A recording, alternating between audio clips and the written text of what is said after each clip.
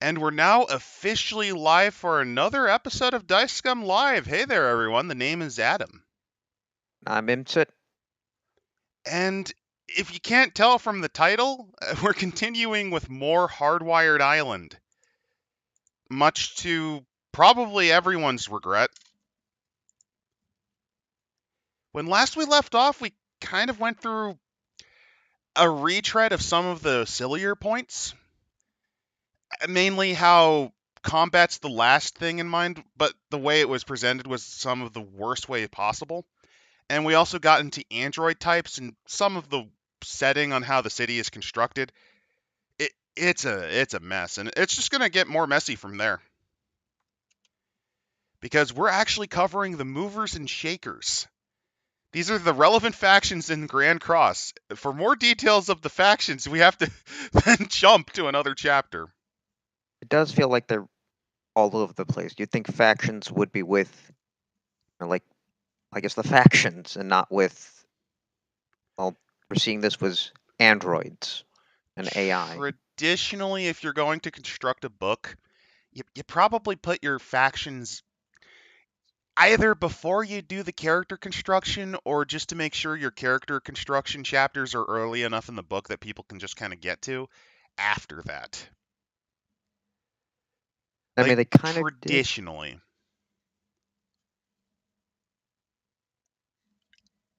So the first of these is the Off-World Cartel.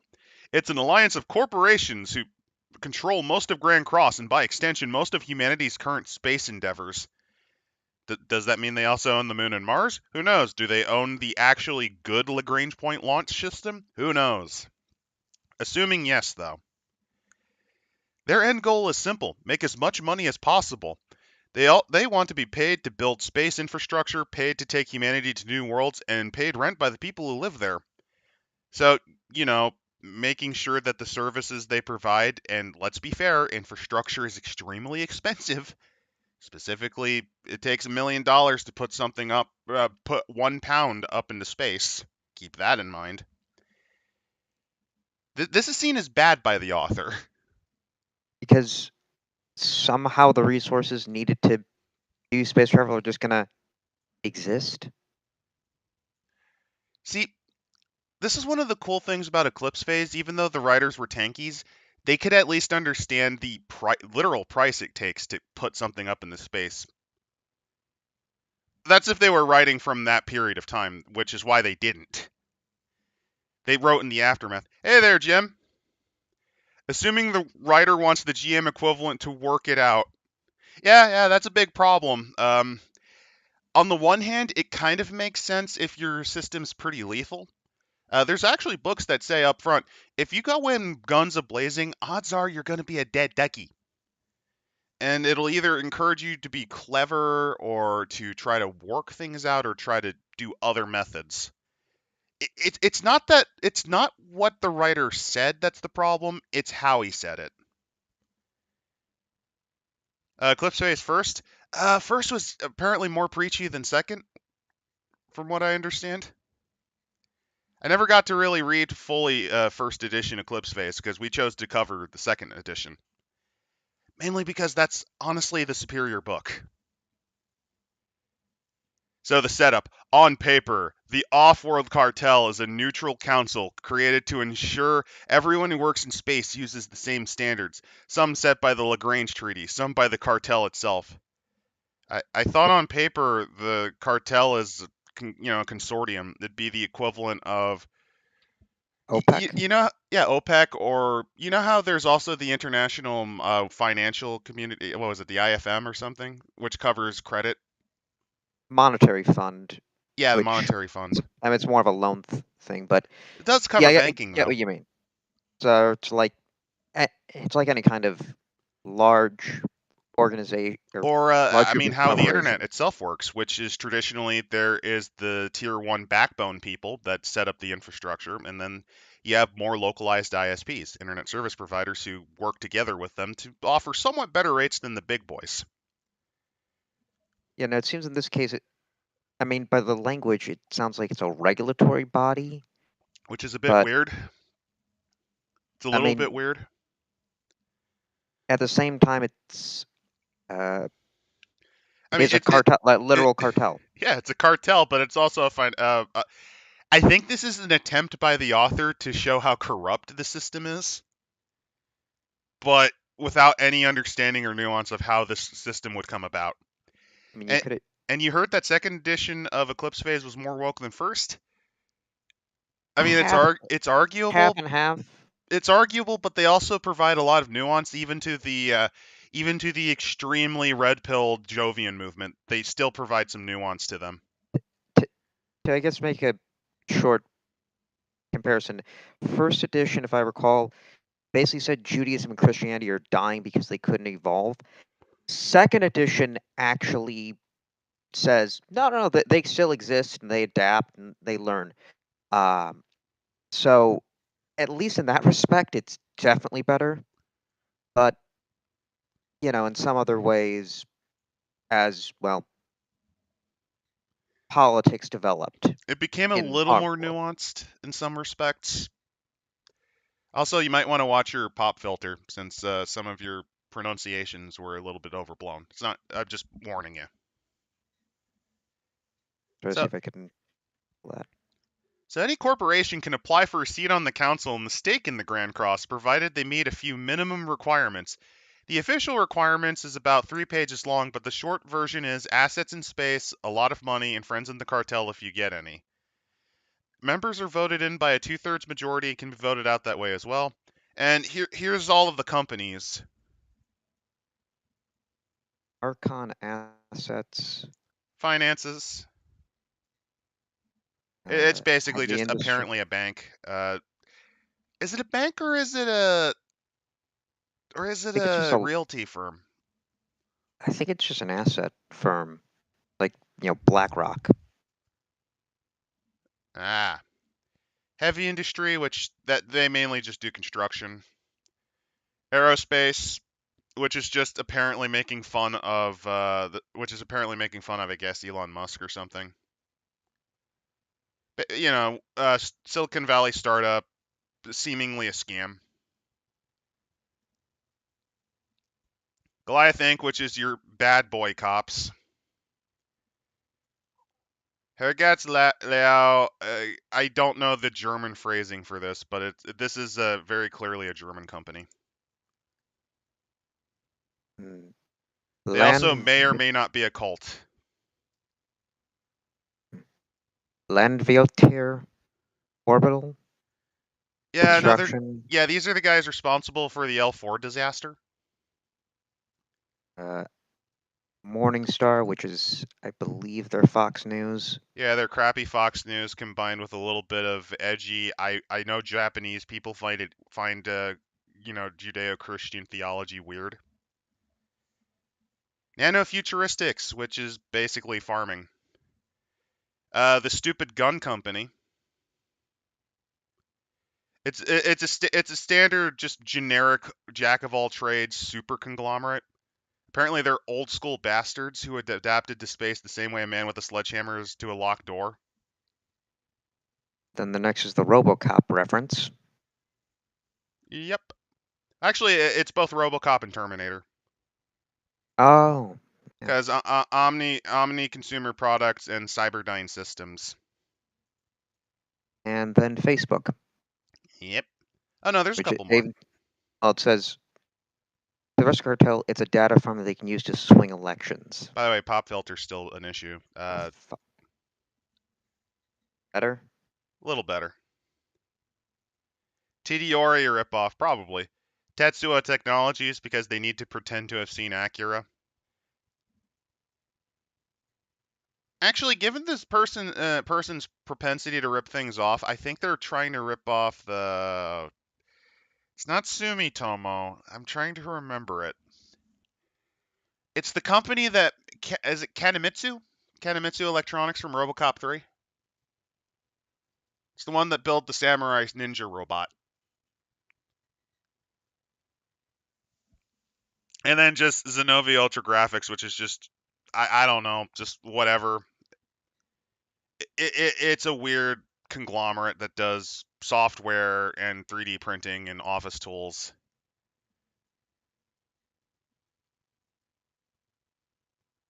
The singularists, they're a growing intellectual movement who believe Grand Cross will be the stage for an unprecedented technological explosion sometime in the near future.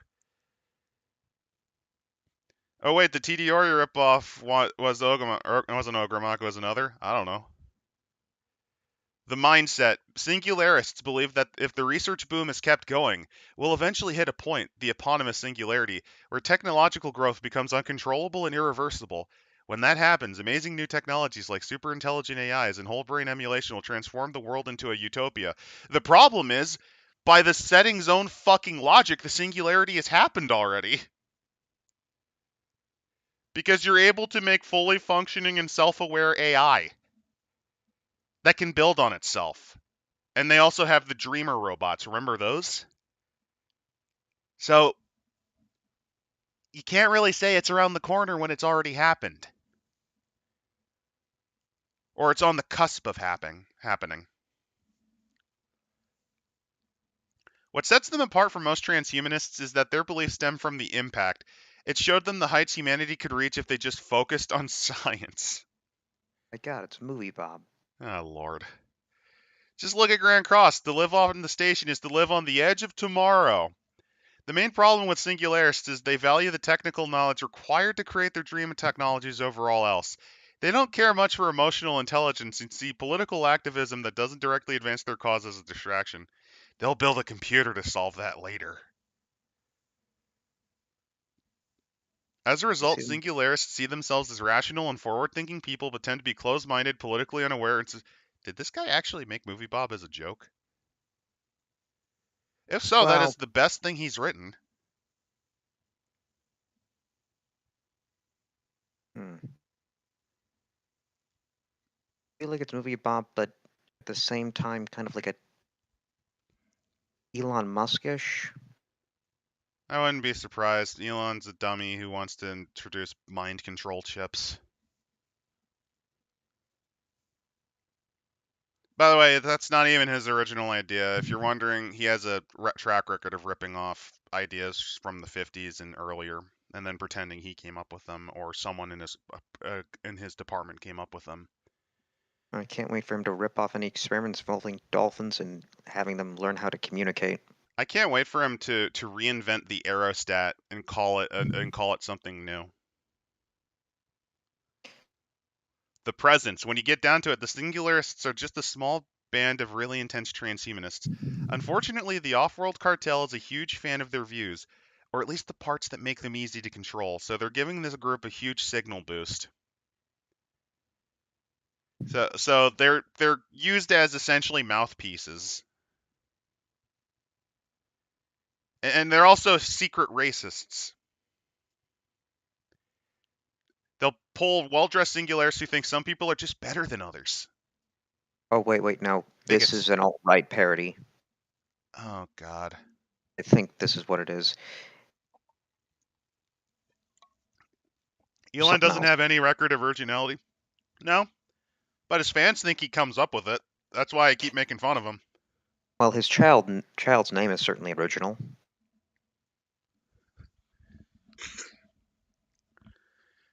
So, technocratic cartel oligarchs like Derek Bars, who we won't see for another 100 plus pages, post singularist memes and openly curry favor with the group. Most crossers aren't singularists, but they know what they're about.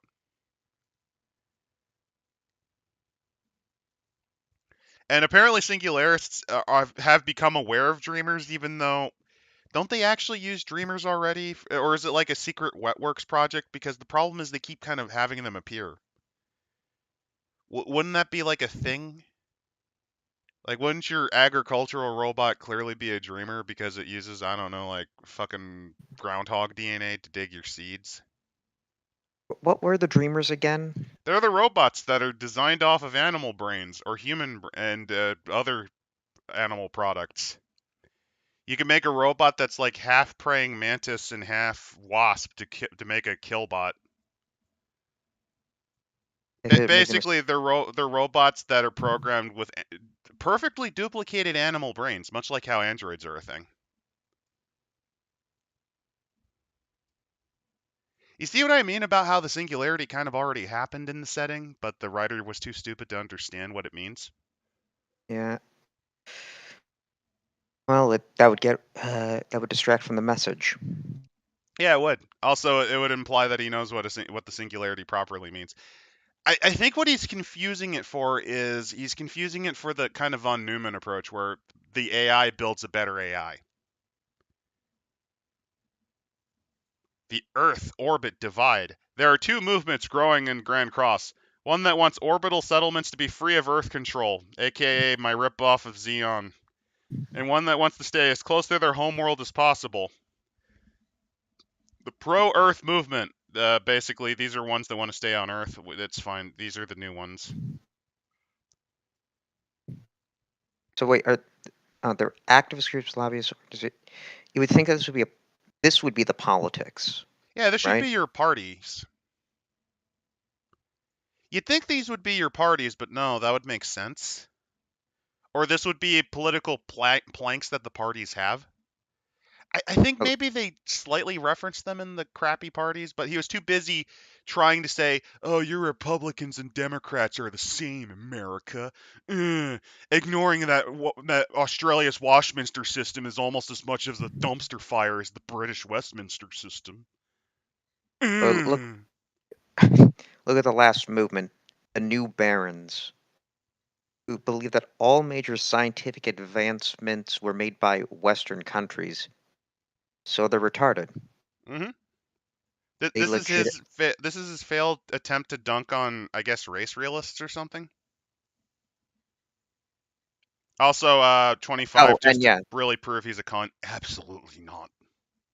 and again, I think this proves it's more of an alt-rightish. They're saying that these guys have made inroads into the singularists. Oh, these are supposed to be your actual fascists and shit, huh? You know, actually thinking about it, they at least kind of would be, or at least one that instead of embracing more religion, race, nationalism, they embrace the more technocratic side. That'd be interesting, but he didn't do that. What you see, he's fallen for the mistake that bigotry is solely the white man's sin.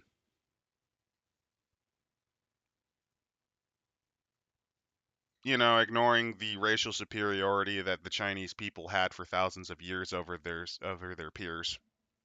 Do you want to know what the Chinese called the Japanese? Wah. That meant Eastern Dwarf.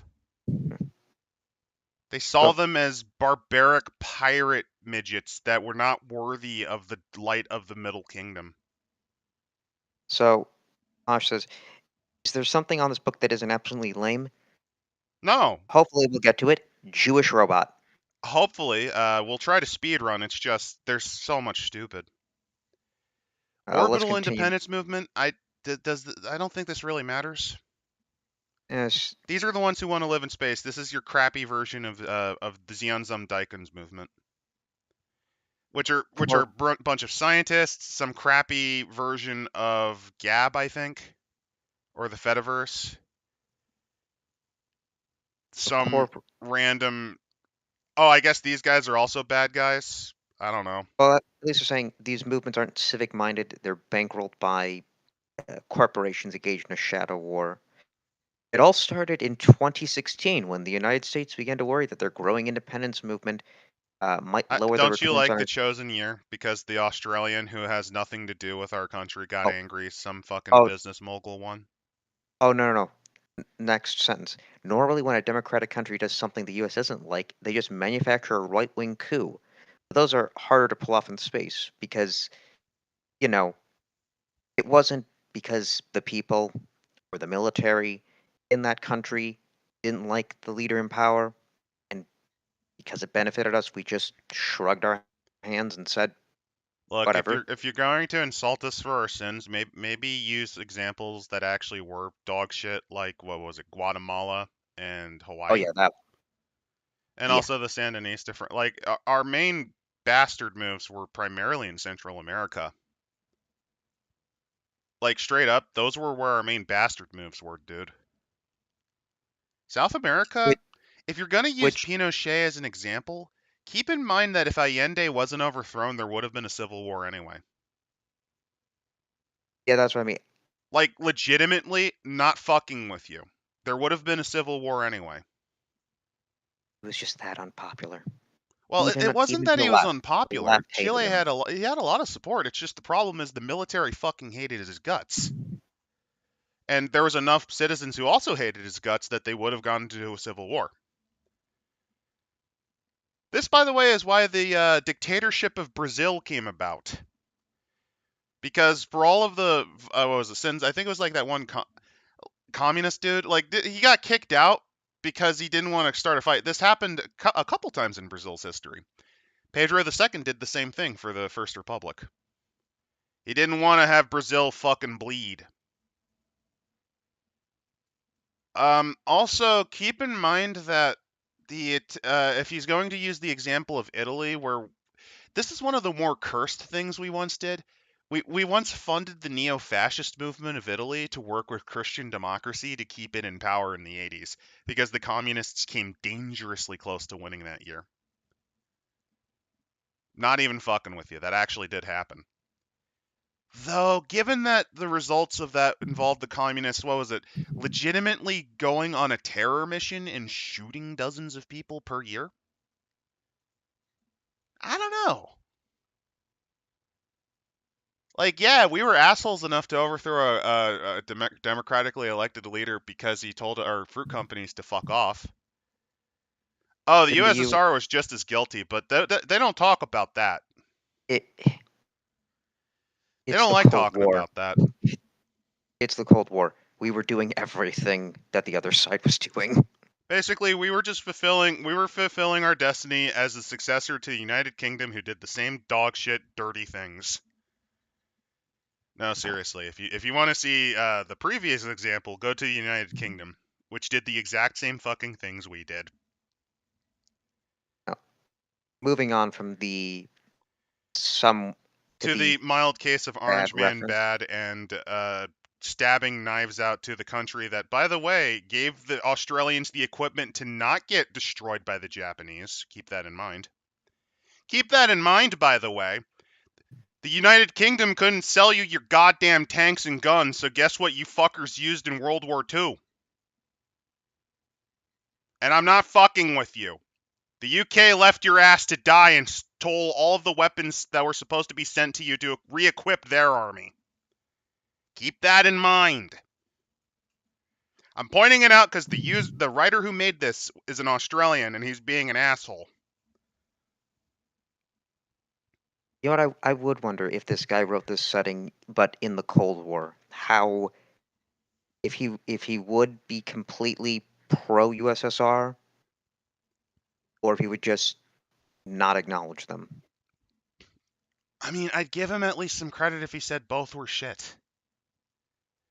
I'd at least do that, but I'm really kind of curious now. Well, let's see them with the rights groups. Instead, they offered Uh, incentives to U.S. businesses and meaningful assets in space. There are cartel interests on Earth aside, and some Earth corporations rather blah blah blah. Yeah, we the rights groups. Let's see. have labor, androids. Augmented low-income workers fighting for more support and better protections. Union. They're powerful, but partially because they cut deals with corporate interests that are coming back to bite them. Are you really gonna try to pretend you? Okay. And androids' rights, which are just androids' rights, because we need some group to constantly cry about rights. Then second generation people and refugees. Yep. Current issues. Housing. I do we really want to go into this? No, because it's just basically fuck landlords. Yeah, like to give you an idea, the writer's an idiot. The writer is a complete fucking idiot who doesn't understand nothing about the housing industry, and he doesn't understand shit about how a space station would work. Then the L4 disaster. Double crosser just, well, supposed to be youth. Yeah.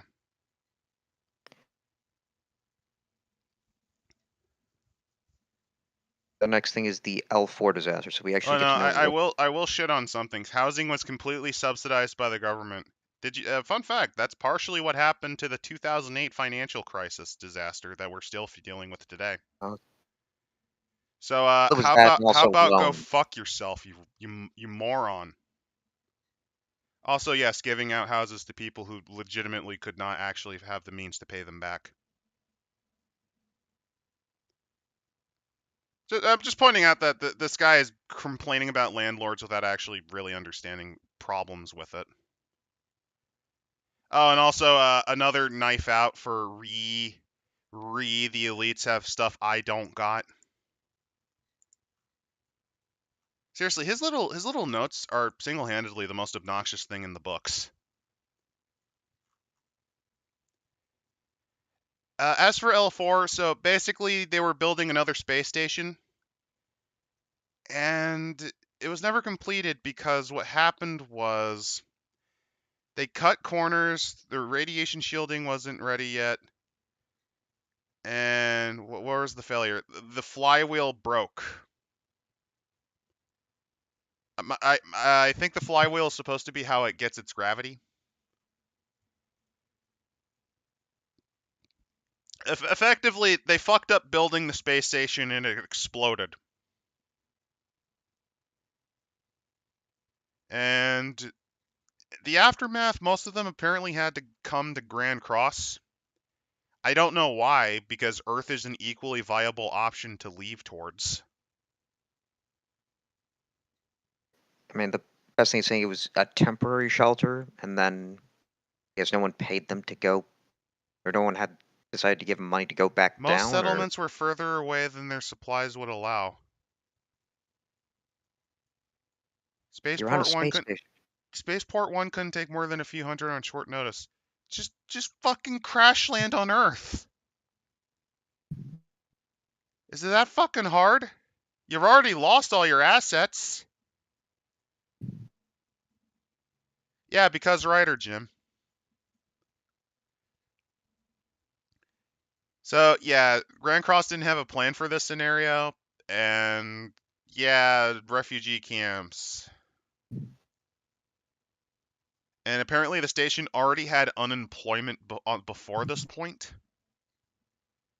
Which, by the way, if you're on a space station, I imagine they would just genuinely kick you off at that point.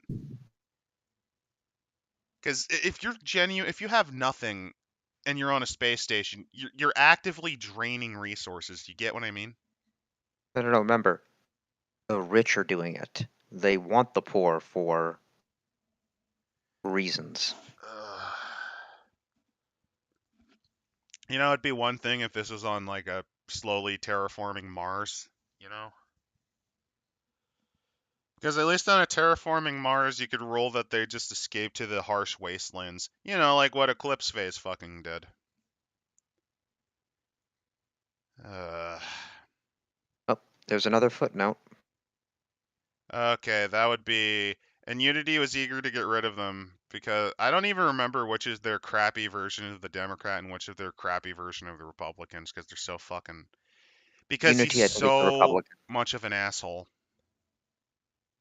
Is it Unity and Union? Yeah, I don't remember which one's which. Union, I think, has to be the Democrat one. Yeah, he's not funny. So, anywho, they closed the refugee camps, I guess. Because they hadn't been bootstrapped, which is from the Old English phrase pulling oneself up by one's bootstraps, which means doing something impossible. You No. know, like apparently writing a good RPG. Or going without one page of being a cunt with a lot of sand up their vagina. See, that's the thing. Like, if the writer wasn't a cunt, with his little notes, this book would be far less obnoxious. That's the thing, like, it's not really the message that's the problem. It's the delivery method of it. Either due to a combination of ignorance, smugness, whining. Like, Eclipse Space had some of the same problems, but guess what? I didn't bitch about them except that one time when they were blatantly telling people who disagreed with them to fuck off. Because how dare you have a completely different, a different, equally extreme point of view than us? Ugh.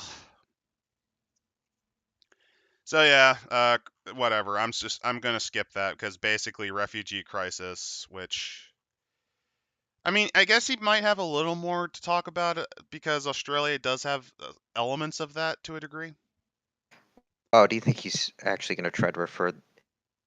Actually, wait a minute. Is he? He is Australian, yes. No, but I mean, Oh, you think he's doing the European Syrian thing? well, no, well, definitely that, but also, I mean, if he's doing the Australian thing, they'd have him kick him off to the moon or something like that. Yeah, and well, I know what they do is when they come into the spaceships, then have Grand Cross shoot them. But you don't understand. The refugees were white. That's why they were let on. Ah, That's literally this idiot's fucking logic. oh my, He said it earlier in the oh my book. God. Oh no, yeah, no, it's on that page. As more refugees get back on their feet, another obvious. Oh no, it's saying this that the refugees who are white, male, childless, able, young, straight, or some combination of the strain tend to get up on their feet faster. Reminder, this is a multinational project that was built with the resources from 7 continents, including an African Union and a hyper-powerful China and India. Keep that in mind.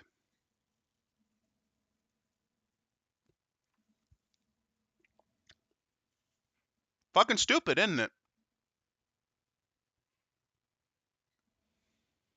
Just why don't you just make this a modern day setting?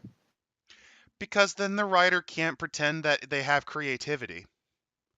And they can't use their garbage understanding of anime. But yeah, isn't it a bit weird that this writer who wrote in multinational setting keeps acting like everyone who's would be in charge would be white? I'm also going to point this out. If your character does consider to be a refugee, take the origin and or a high burden. So he's automatically assuming refugees have to be poor. I get they're displaced, and I get loss of income, I mean, but this, initially they are, but after a point, no. At least if they integrate fairly well.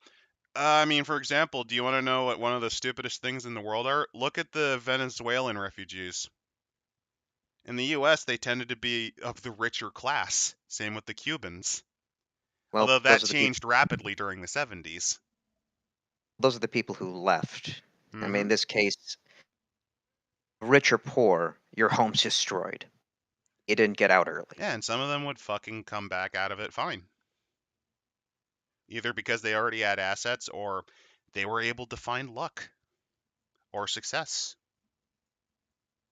Well, that's because they were white. Conveniently, according to the Australian man who seems to be unable to understand the multinational space station, which had a lot of investments primarily from Africa and Asia, as much as they did the United States and Russia and Europe, would have entire wards that were pretty much not only majority black, like clearly majority African. Yeah, that's actually something. Looking back at the companies, Yeah, couldn't there isn't have it been weird like that a? they're all? Isn't it weird that they're all white and Asian? You would definitely have some sort of Nigerian construction company, or well, I mean, the if in this setting the Congo ends up improving, some sort of. If the Congo improves, you could have them specialize in rare earth and rubberization, like a plastics company from the Congo.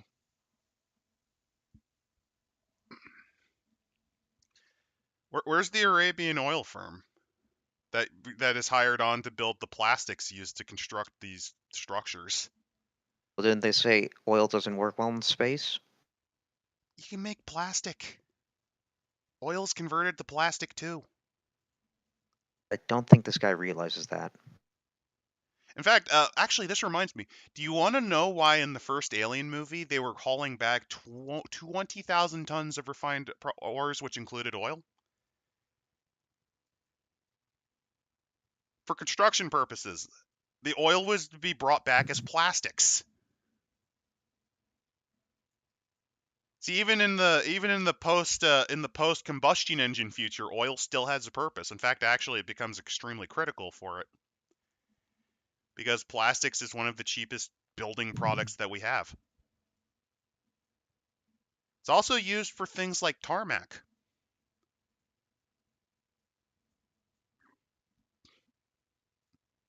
It's almost like this person didn't study the sciences behind things before watching his animes. Well, I mean, he gets all he knows from TYT and other media outlets. He Hello? does Clearly, they have he nothing to does say. feel like the type of person who unironically would watch Armenian genocide denier Cenk Uygur. Hello?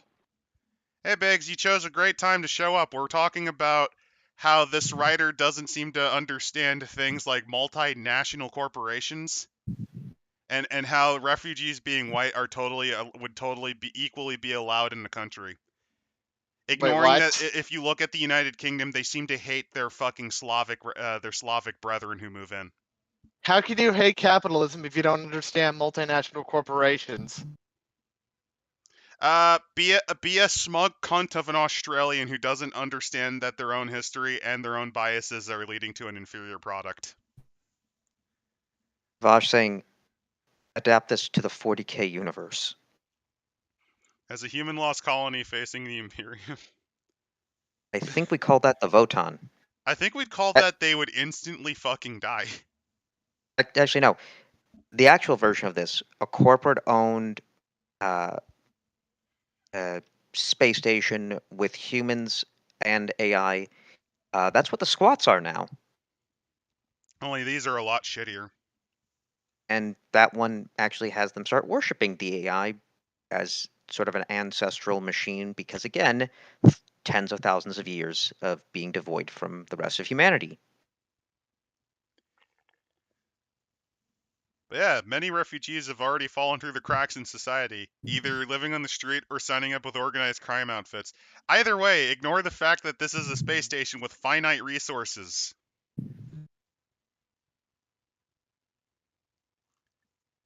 Anyway, then there's the robots.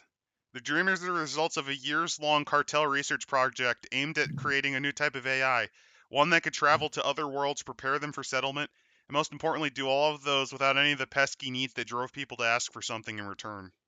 Oh, fuck, this is Warframe now. I wouldn't know. I've never touched Warframe. AI are one of the factions. AI are sent out to colonize planets, and they come back because they're pissed that they were being used essentially as slave labor. So yeah, That's basically literally they what this built these is. robots. Yeah, they built these robots. They basically were making experimental AIs and other things. In 2019, the first Dreamers awakened. The initial tests were promising, and they prepared to send them to Mars. However, the Mars mission was at least a year away, so they were going to play with their new toys. Is anybody else just seeing, like, that?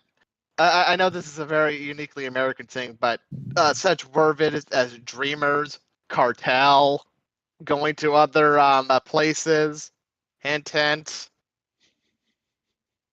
Is anybody else seeing that, or is that just me?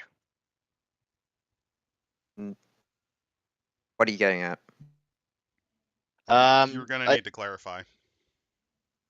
The Hispanic dreamers, isn't that what they're called? Like, what is that like whole thing again? With like No, no, no, Mexicans in America called dreamers. I no, swear to God, this is the thing, right? no. So that's Oh, you're for thinking of that. No, he's not no, no, no, thinking of no. that. That's for kids that were brought over here really young. It's a whole Like a young political issue. AI being sent over there to a new world. Well, Am I we're not. overthinking this? You are. You are. We're not using them as slave labor. Then the L4 disaster happened. And the idea is to use the robots they programmed to go to Mars to, I guess, go to the remains of the exploded, failed colony. And then they decide, hey, let's use these robots we built and spent millions upon millions of dollars of research and investment in programming. Let's then turn them into spies. I mean, it's not like we spent tens upon tens of millions of dollars trying to make sure that we can use them to save costs. Let's throw them willy-nilly at all these crises. So, anywho, what happened is the Dreamers just disappeared. And apparently none of the failsafes they installed worked, so now there's rogue AI everywhere.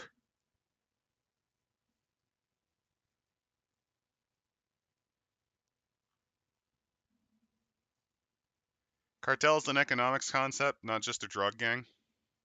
Yeah, I just added that while you're talking. Again, I'm making a mountain out of a molehill.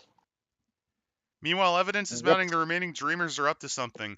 They've been attacking cartel outposts and criminal bases, and their agents have found Dreamer lairs full of stolen tech. So they have rogue AI. Just that's a thing. Anything to be worried about? No? Okay. I mean, didn't they make... I think in an earlier section in the book, they actually said they used perfectly duplicated animal minds to give them the alien mindset. You really don't want to try to find the giant bug monster robot thing you made? They Wait, could kill what is this people. about a giant bug robot monster? Oh, the Dreamer AIs are patterned off of animal templates to a degree. That So they have sounds alien neat. different level of thinking. That sounds dangerous. That sounds like they could bite you in the ass. Yeah, it'd almost be like I'd probably try to send the military after that. But you don't understand, profits before the end of humanity, I guess. I know this because I watched Aliens with Carter Burke, and how he sold out hundreds of colonists to die. I don't know, if I created an AI that went rogue, I would immediately report myself and go to prison because I may have just ended humanity. Personally, if I ever was in that spot, I would actually do that. No, but you know what you can do now? You can sell security systems against the AI. Dolphin Dreamer would be horrifying. Yeah, because they're so much like us, but not quite like us. And they're rapists too. Yeah. Unlike androids, which are meant to think like humans, the Dreamer is designed from the ground with a non-human mind. They're not inhuman because that implies a level of cruelty Dreamers can't be bothered with.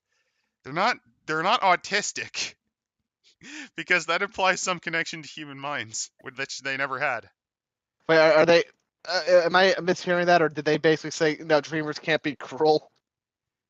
No, it's saying that They don't have a level of cruelty that you'd expect if they were completely inhuman. basically they're animalistic. They're not sadistic. I don't know, man. I've seen some pretty fucking sadistic chimps in documentaries, man. It's pretty fucked up what they'll do. Fun fact, did you know that wasps have a photographic memory and can remember the faces of those that have annoyed them? And they will actually stalk you until the day they die? That's not very reassuring. That explains a lot. You What you're didn't know saying that? is if I use one of those if I use like one of those fucking flamethrowers on their nest, they're gonna track me down and kill me like Yes. it's John Wick.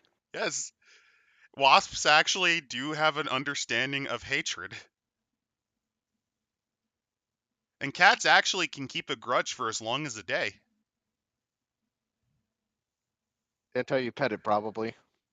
Oh no, they can still keep the grudge. It's until they wake up the next day that they just usually either forget it or let bygones be bygones. Oh, hold on. Just looking ahead at when they're talking about using dreamers. They say dreamers aren't just robots you can fight.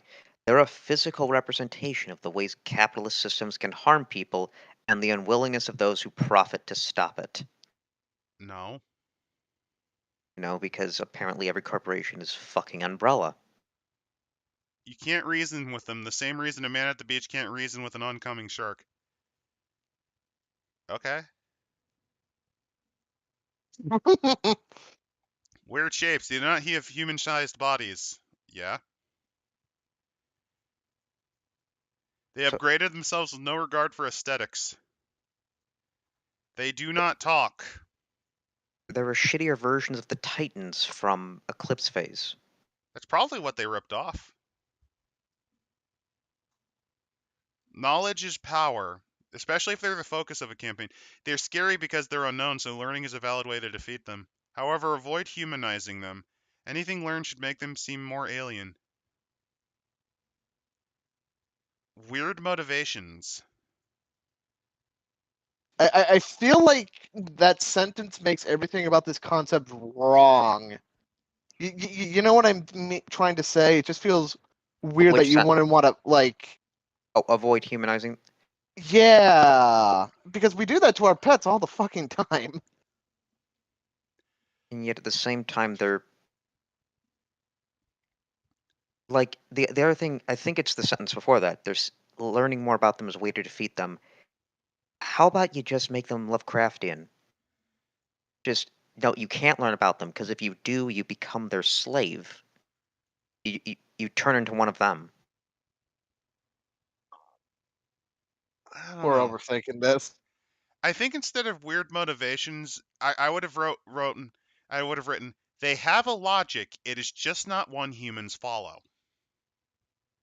Yes, Like they that do actually have an works. internal logic to them.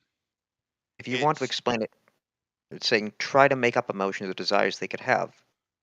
So we can actually use phrases like degrants, humber, nage.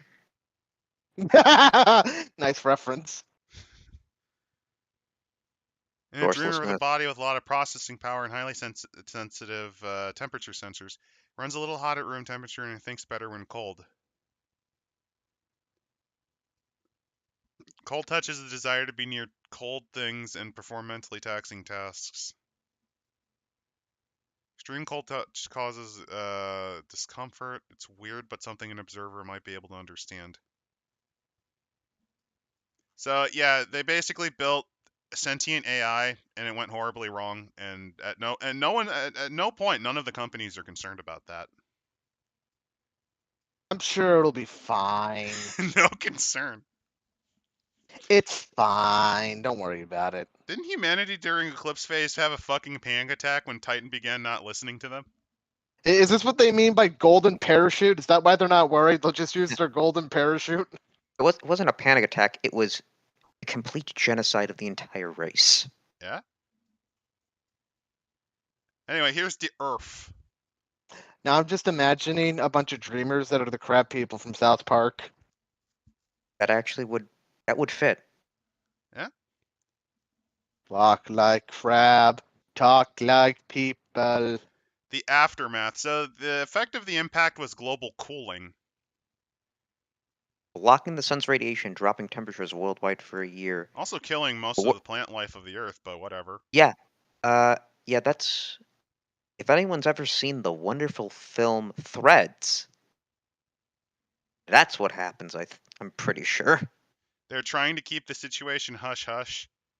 I don't know. If I let alien AI I can't control at all out in the world, I think I'd probably, especially when I get reports of them von Neumanning themselves by upgrading themselves beyond specs that we have. I think I'd probably let the cat out of the bag at that point. Like, oh, I made a wasp, I made a wasp builder bot. Oh, it's built a hive, and they're now able to use degenerate matter cannons that can instantly turn you into quarklets. And they just fucking killed Jimmy because he threw a rock at their nest. No, They not just just fucking Jimmy, but they perfectly remember his face and kill all who look exactly like Jimmy.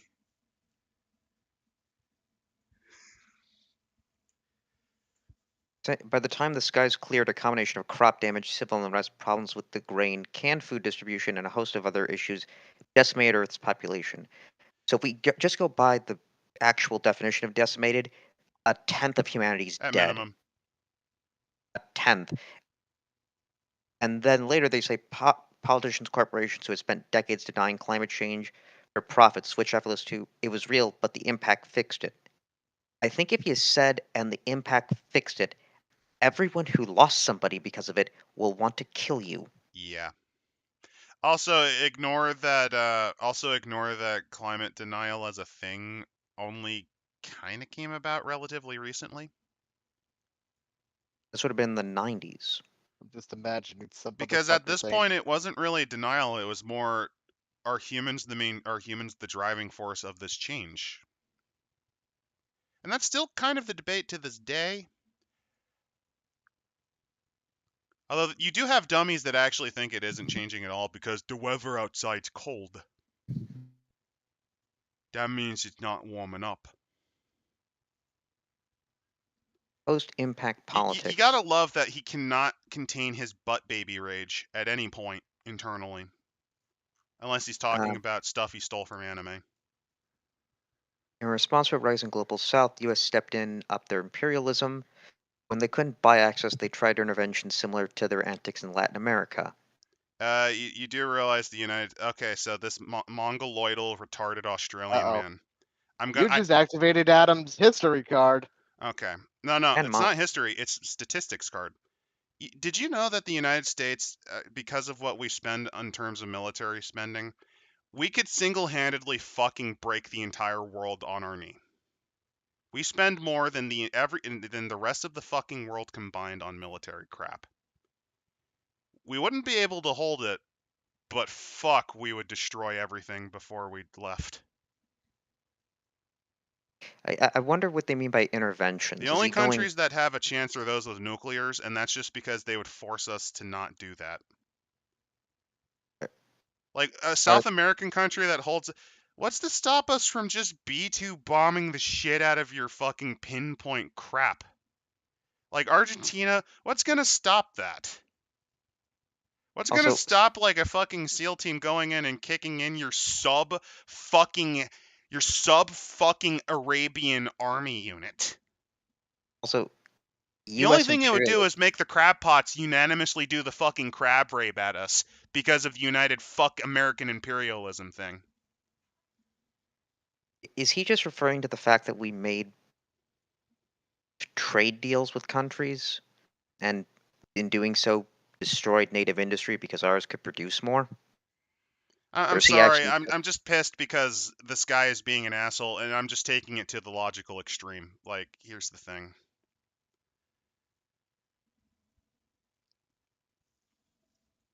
Maybe we should move on.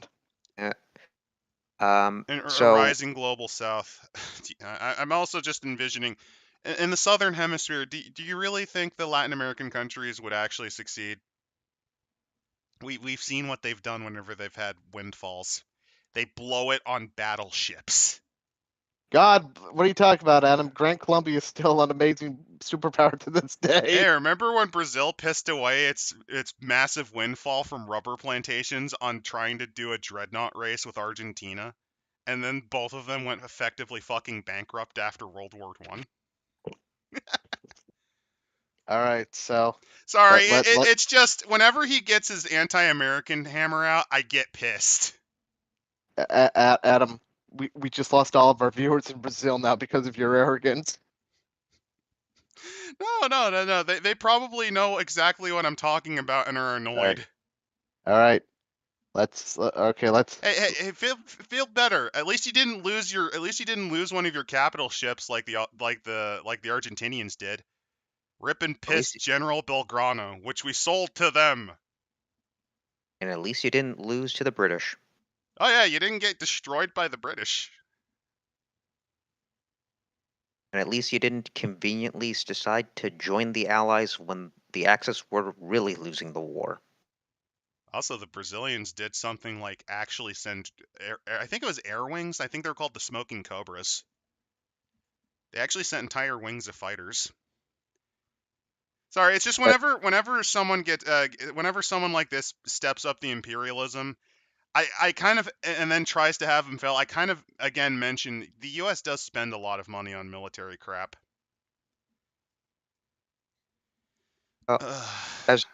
As they're continuing, new political systems are developing in response to aggressive space and technological expansion. What are those systems?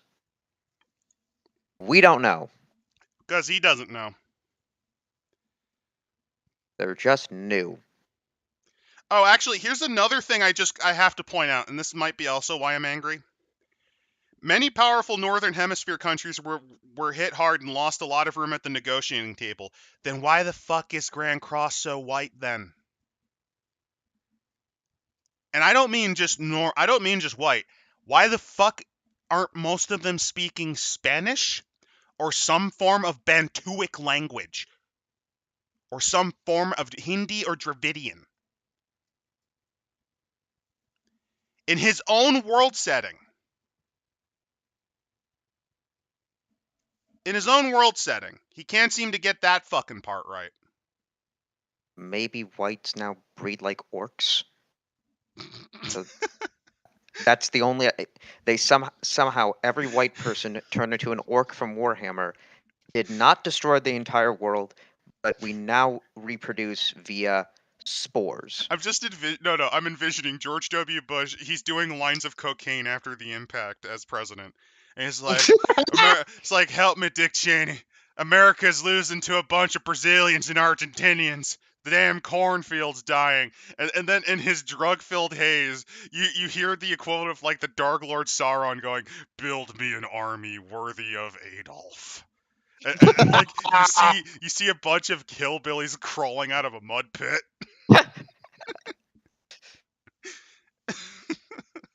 You will taste brown flesh.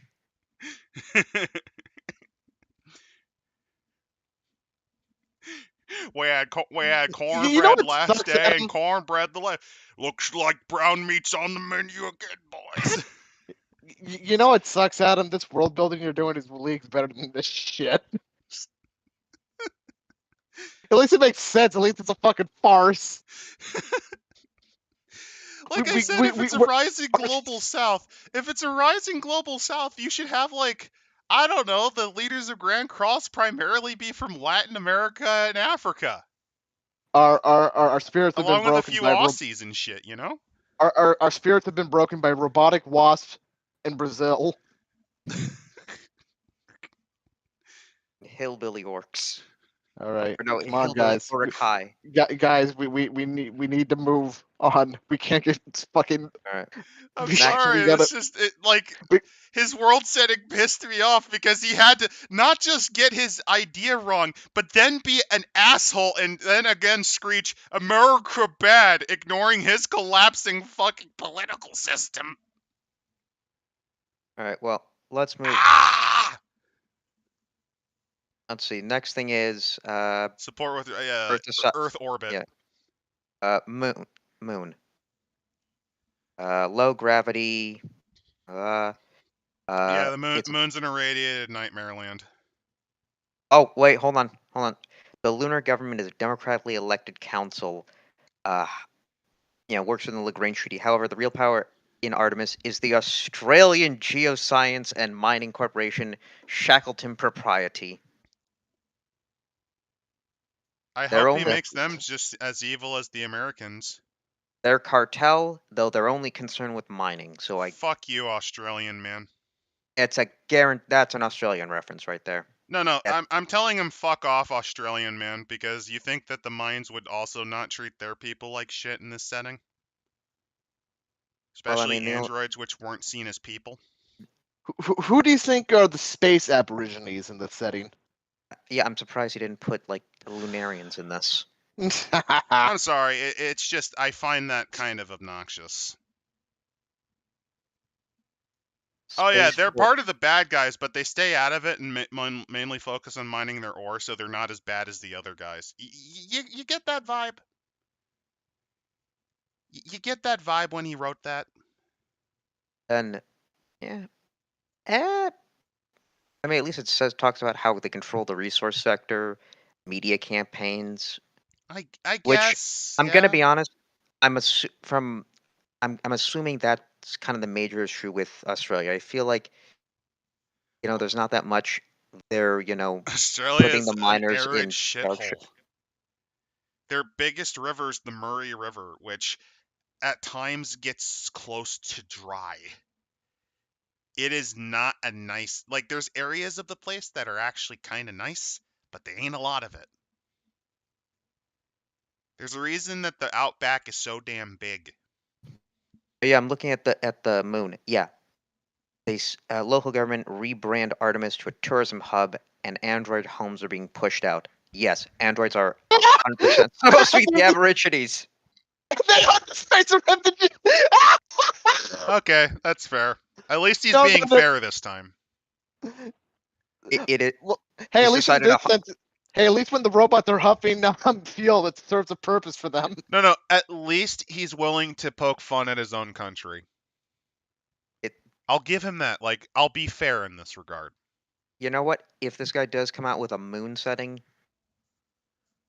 first of all, I guess we'd have to read up on Australian culture, but I guarantee you that's what it will be. It will be 100% a parody of Australia. Which, okay, that's...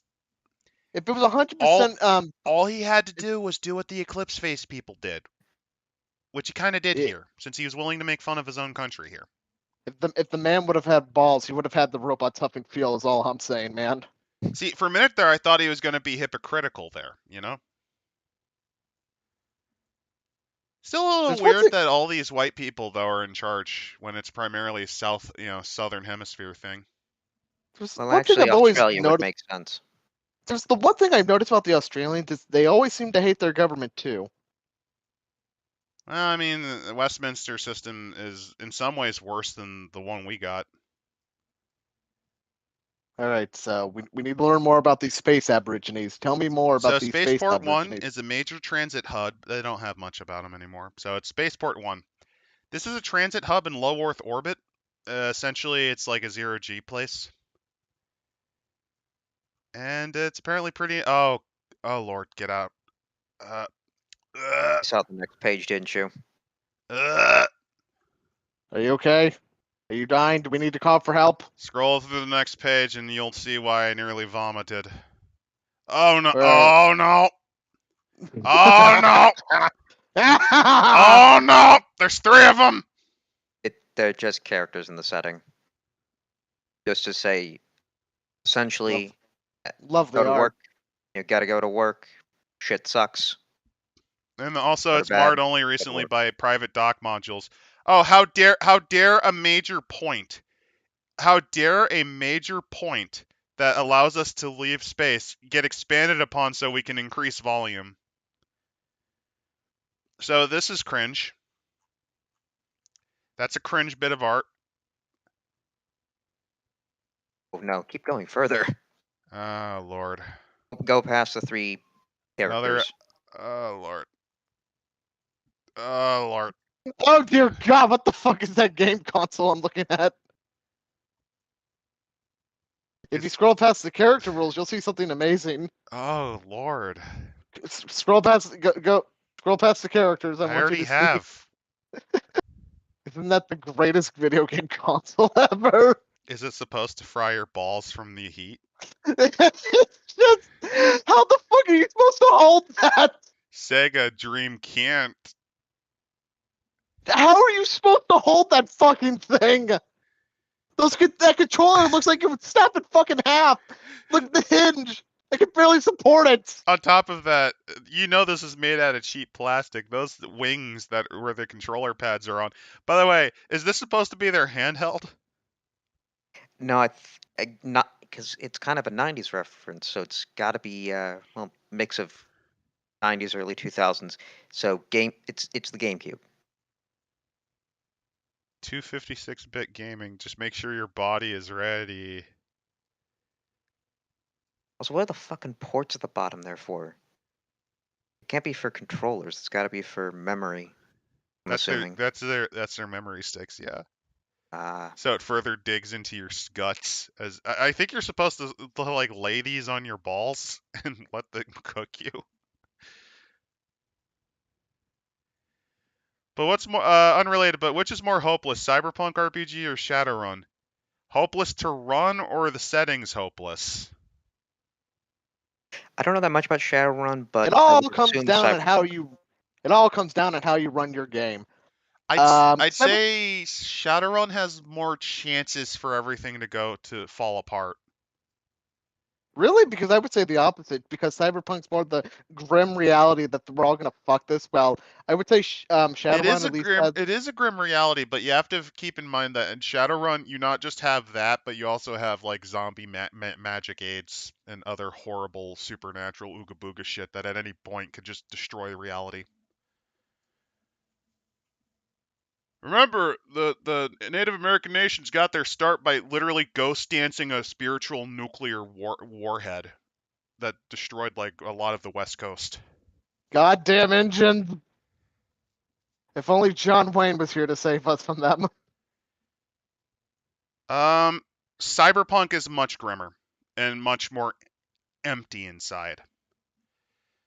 Because Cyberpunk tends to be not only gritty, but like from the point of view of the main characters that Pond Smith himself wrote, none of them have happy endings. And you kind of really see that in Edge Runners too. Like this isn't the type of story, it's not the type of story you're gonna get. In Shadowrun, you can make it big you can make it big by just doing jobs for Johnsons and then just fucking retire casually. I'm just now noticing on that fucking console, look how many fucking buttons that thing has. Yeah? On the right hand side. Why would you need that many buttons? The thing is though, on left side. this is certainly just a parody. Yeah. It's the gay cube, yeah, it's the gay cube. Sorry, I just the art. The D-pad's above the thumbstick. What the fuck? I'm just still like horrified at the 3 arts before that. But this message is brought to you. Hello World, Impulse Drive, Heartbreaker. Oh god, my brain is hurting. Oh no, that's an itch.io reference. That's an actual link. Big gay. Oh nerds. my god, these are suckers that donated to this fucking Kickstarter, probably. They are. Thanks for the money, dummy.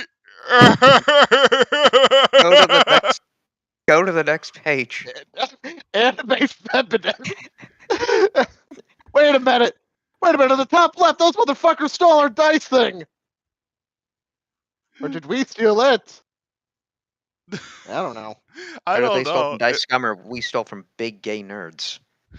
It's possible. It depends. Did they start in 2019? I don't know. None of this matters. Then there's this beautiful Jenga block nightmare. I like it. It looks okay. Yeah. It makes the future look pretty. It makes the future look like Hot Wheel toys. Man, I love my Hot Wheels so much. Wait a minute. Like, now that I'm thinking about it, like, how much, like, do you want to mix, like, the realism of the world, like, in architecture and shit, and have, like, the cool neon toy aesthetic aspects of the future that screams adventure, you know? This doesn't scream adventure. This screams I'm in a nightmare. This screams I'm in a nightmare. All right, well, we got to go to chapter 6. Location no, data. No. I have to say one thing. Oh, So if the southern hemisphere is where all the money came from, what's with all this Japanese shit? Well, you see, Adam, the author really... Is it Adam, South American weeaboos? Is this set up by a bunch of Brazilian and Argentinian weeaboos? Well, you see, Adam, Brazilian Japanese. The creator of this book really likes anime and wanted to include as much anime shit as possible in order to live out his fantasies. That's why. Location data. Here's all the. These are the city structures. There's Voyager Ward, Turing Ward, Jijin Ward. I think it's. I don't know. Jijin Ward. Well, the J X is pronounced J. I just don't know how. No, Shijin. I think Shijin. Yeah, the Xi Jinping Ward. The Adams Ward, Marukyo Ward, all these wards. Interesting how only one word is in Spanish. Yeah, Mariposa. And it's a park. To be honest, that could have just been taken from someplace in California. It was. A mall award. Foundation award infrastructure. Gazetteer. Wait, hold on. Okay, no, I thought a mall was actually a pun for a second. So there's the entrance to Grand Cross, center of downtown, and a cartel stronghold. Downtown center for manufacturing and computing. Downtown ward with a big focus on space and entertainment. Residential commercial ward that bearing most of the fallout of the L4. Commercial entertainment, famous for it basically being what's the name of that one place in Japan that's like super weeby?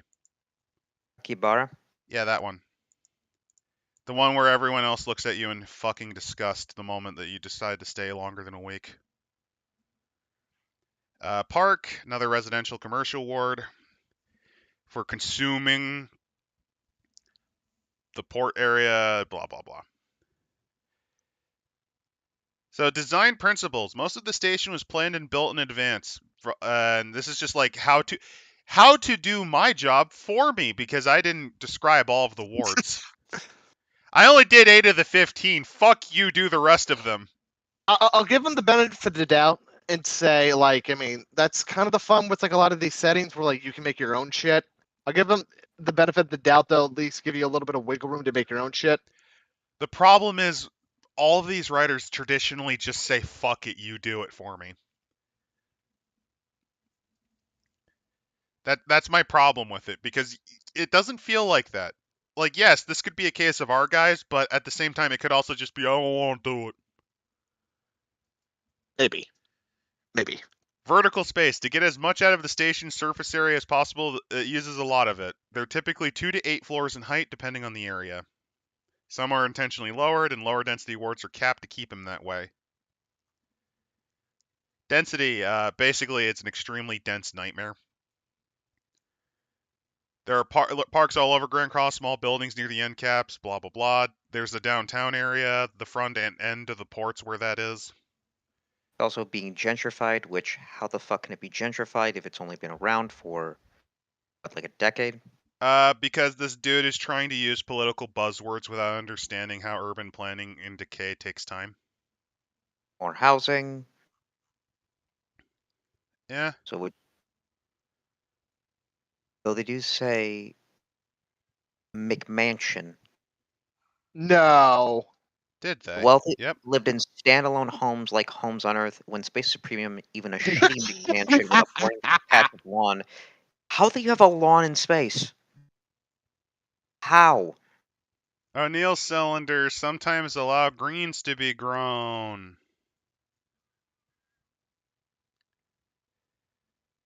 From Pagan Pilot, I want a space station RPG that takes inspiration from Kowloon Walled City, come to think of it. Yeah, that's what a lot of space stations would probably look like. Pretty sure you could just run. I'm an old culture swine. Warhammer. What the fuck did you just say? Oh, Kowloon Walled City, basically, it was a It's a slum hive outside of world. Hong Kong, and it became essentially our first hive city from Warhammer Oh, 40K. right. Yeah, I just watched the video documentary. That was neat. I liked how the only reason why I was able to exist is because the Chinese government basically says, if you fucked with this slum, we're gonna kill you.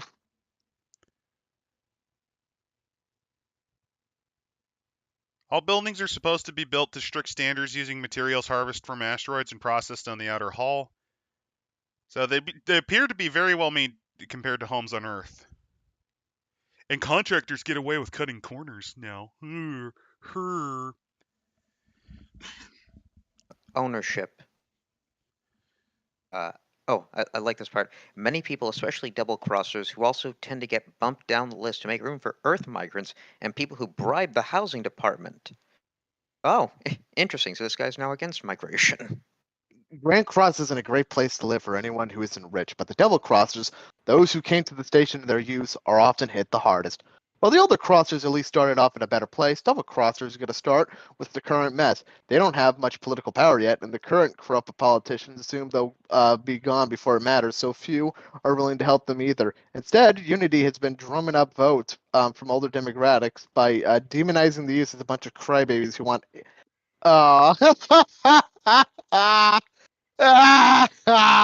Hey guys, is this reminding you of something? No. It's not. I don't even know where you're reading this. Oh, you're not. Wait, are you not in current issues? No, I'm at Voyager God. Ward. Oh Page, God.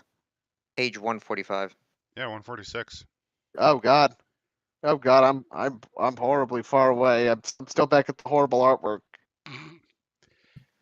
Here's another city skyline. Oh, you notice something in there? At the bottom. Folding ideas. You know, which people don't know is the name of a lolcow who I believe sent CP to Achan to prove there was CP on Achan. All right, I remember that guy. I have no idea if that's a reference or Maybe not. That's hope not. That's reaching. It's probably not on purpose.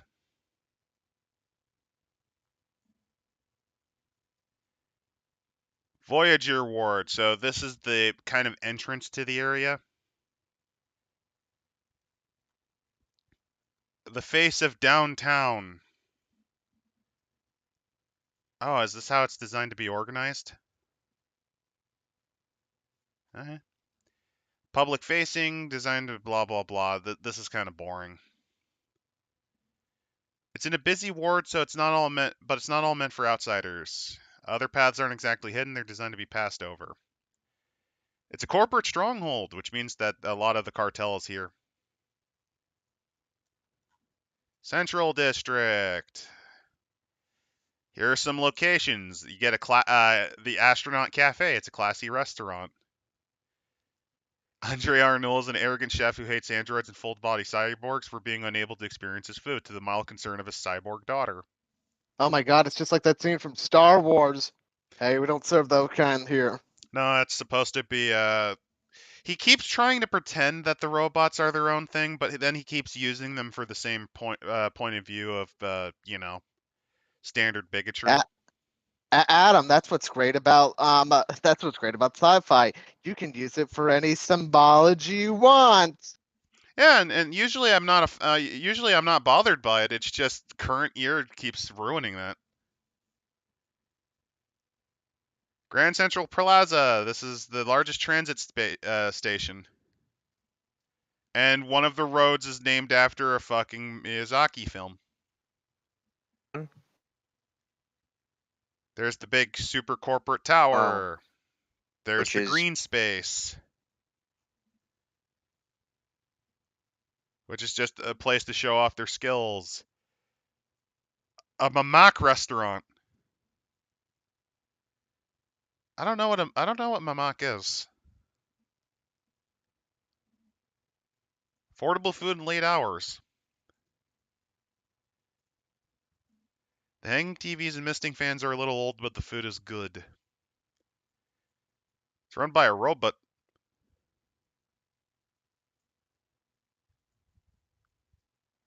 Harborside. This is designed to look like an actual Earth harbor. Only it's jutting out over a sky panel.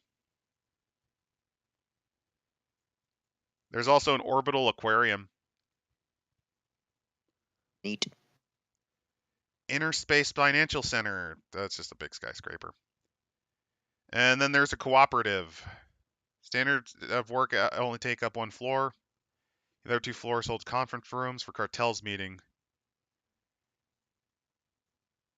Future District. It sits on the edge of the end cap. This is the gate to the Future Plaza. Space themed, whatever. First Street. The residential area mostly occupied by retired builders who should be at their oldest in their early 50s, by the way. Keep in mind, it's only been around for less than 10 years.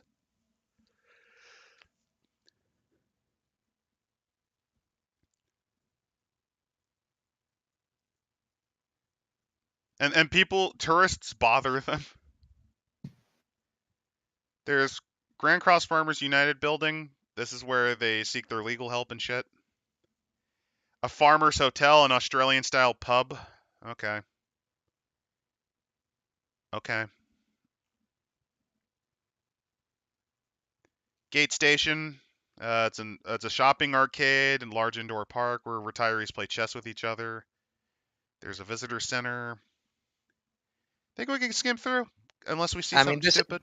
I mean, this is just average city. Yeah, it's just little locations, but, with places to go to. The Black Pyramid, it's an augmented reality nightclub. Where the real building's matte black and you need VR glasses to see the occult theme details. Oh god. Wenger Satanis made this then. It's watched over by the TikTok men, android bouncers. The Cave of Steel, which is the android club. They sell digital pleasures like DrinkSoft. Some of that android music being stolen.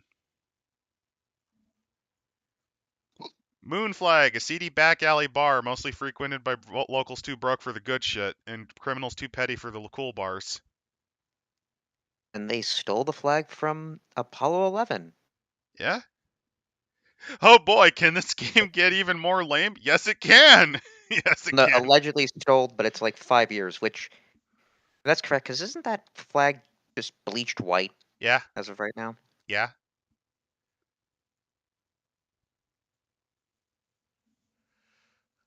This is basically like your equivalent to a Shadowrun ripoff where you'd meet your fixer. Oh, Like your the first bot- fixer job. bottom of the page. The Void Dragon Syndicate. That Orbital telling 80, that stuff. Orbital 87. They rebuilt a mall, even though malls proved to be fucking worthless. Well, I mean, in this case, they would it because they don't have Amazon or... No, remember, Money? they have that stupid mall ninja parkour shit, remember? Ah. They have that stupid mall parkour shit. Also, strip malls kind of made them obsolete anyway. Also, wouldn't it be easier for the corporations to control the flow by having like little, those banking tubes? Yeah. Yeah, you can run your own crappy version of Amazon using vacuum tubes or whatever, or little crappy drones that just drop the thing off. Oh no, some crackhead stole the drone. Well, it's like $5, $50 to make a new one. You just make a cheap piece of shit that you just attach the thing to.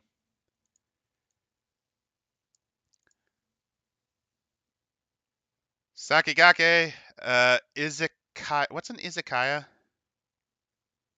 What page? What's an izakaya? I'm still on page 150.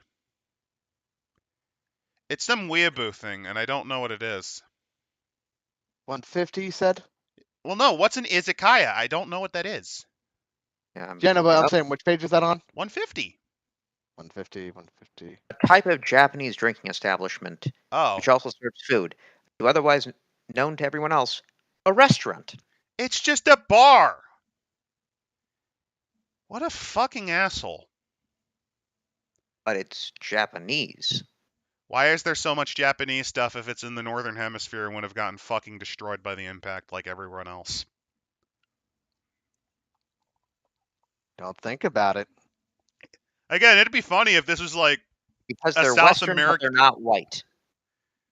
Oh, is that why?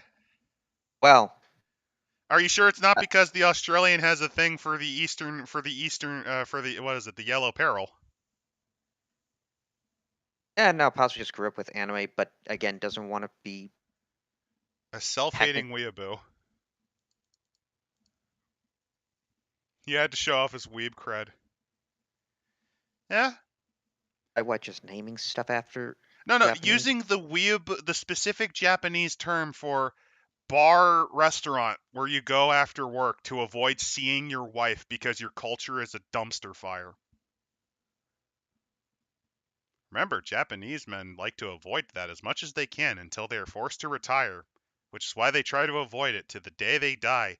Because if they do that, if they go actually stay with their wife has an immediate emotional breakdown traditionally because they are so unused to talking with each other.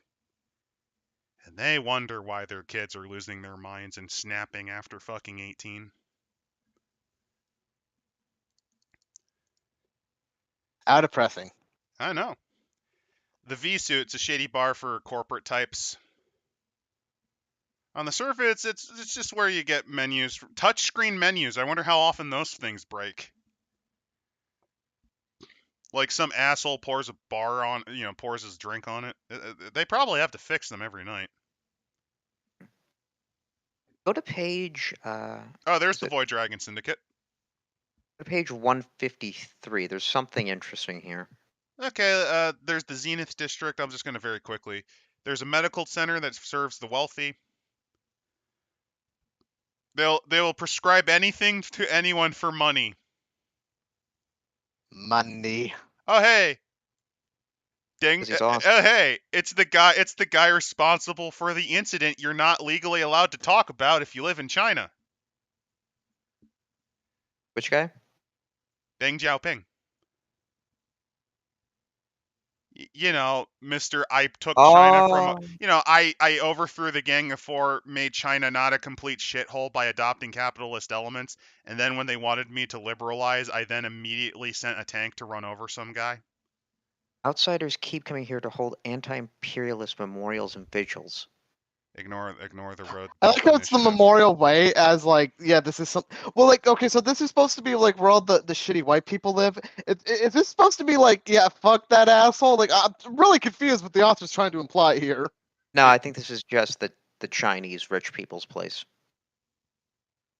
Whether to remove the park to protect their property values or keep it for their personal dog walker. Oh hey, a Fujigaoka, which is right next to the Chinese one. I imagine there's many violent murder problems. One of several gated communities in the Zenith, which, unlike the others, which are mostly full of white families, it's just the Asano family. Is that a nod to Yandere Simulator? Probably not. I don't know. This dude's a weeaboo. He might have been dumb enough to give that guy money. That's a funny thought. It's full of Japanese aesthetic McMansions. Oh, this sucks. This sucks. Coyote, because Aussie, and he's based everything on surrounding countries and cultures. Well, then, where's my Papua New Guinea people? You know, cannibals. Where's my Papua New Guinea don't ask, don't tell restaurant? Where are the guys? What shit culture believes in psychic vampires again? Is Where that the Guineas? where's my Malaysian nightclubs? Oh wait, did they get vented into space because the Australians didn't want them again? Where's my cargo cult? It's Japan, so it's so cool. I know, I hate it. See, where's my space Maori? By the way, he didn't have the rights to Burger King, and he was too stupid to come up with Burger Konig or Burgermeister. Come on, At don't. least, no. If I had to come up with my own bootleg like McDonald's or Burger King, I'd either go with Burgermeister, which the mascot's like this fat, jolly Marin Lederhosen. What do you think of that? Or if I'm doing a shitpost, Burger Fuhrer, and it's led by a very suspicious man.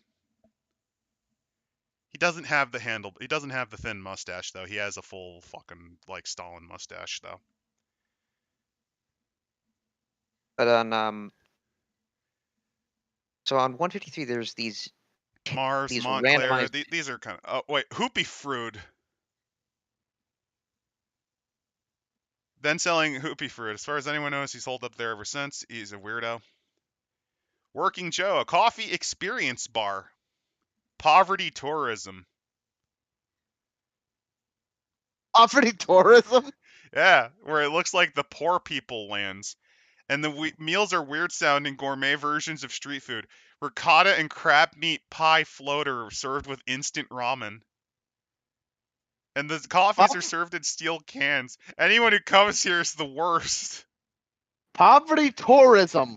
You know, What the fuck? this is the one restaurant I kind of like, place he's kind of designed that I like. What the fuck is I can't get over that word. It's where rich assholes from Earth go to see how the poors of the city of the future live.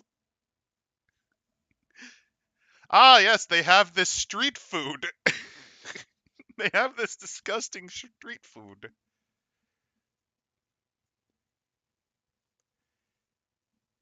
Cassini. This is a residential district. There's There's a place of hidden treasures. The shopping arcades have many unique stores, niche products, and colorful characters.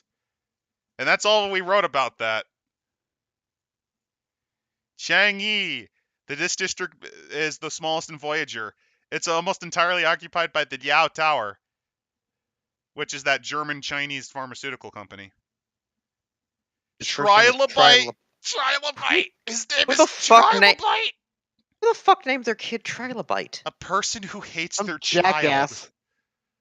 A person who really fucking hates their child. Or worse, he named himself that. I hope he did. Oh, and there's a burger.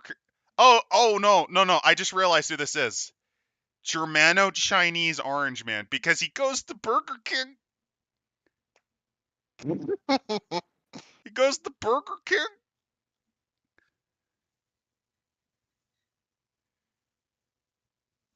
Oh, that's so bad. I'm actually surprised he even bothered to have a Chinese district. A residential commercial district besides a bridge. There's the Builder Museum, which is the history of that shit. A statue of its founder, Asmun Kulin, a builder who became a millionaire. But he's a liar. Hayabusa, it's the station's book town. All of the publishing houses are here. Did you know George Lucas was really autistic and he tried to make it so that no books ever appeared in Star Wars? What?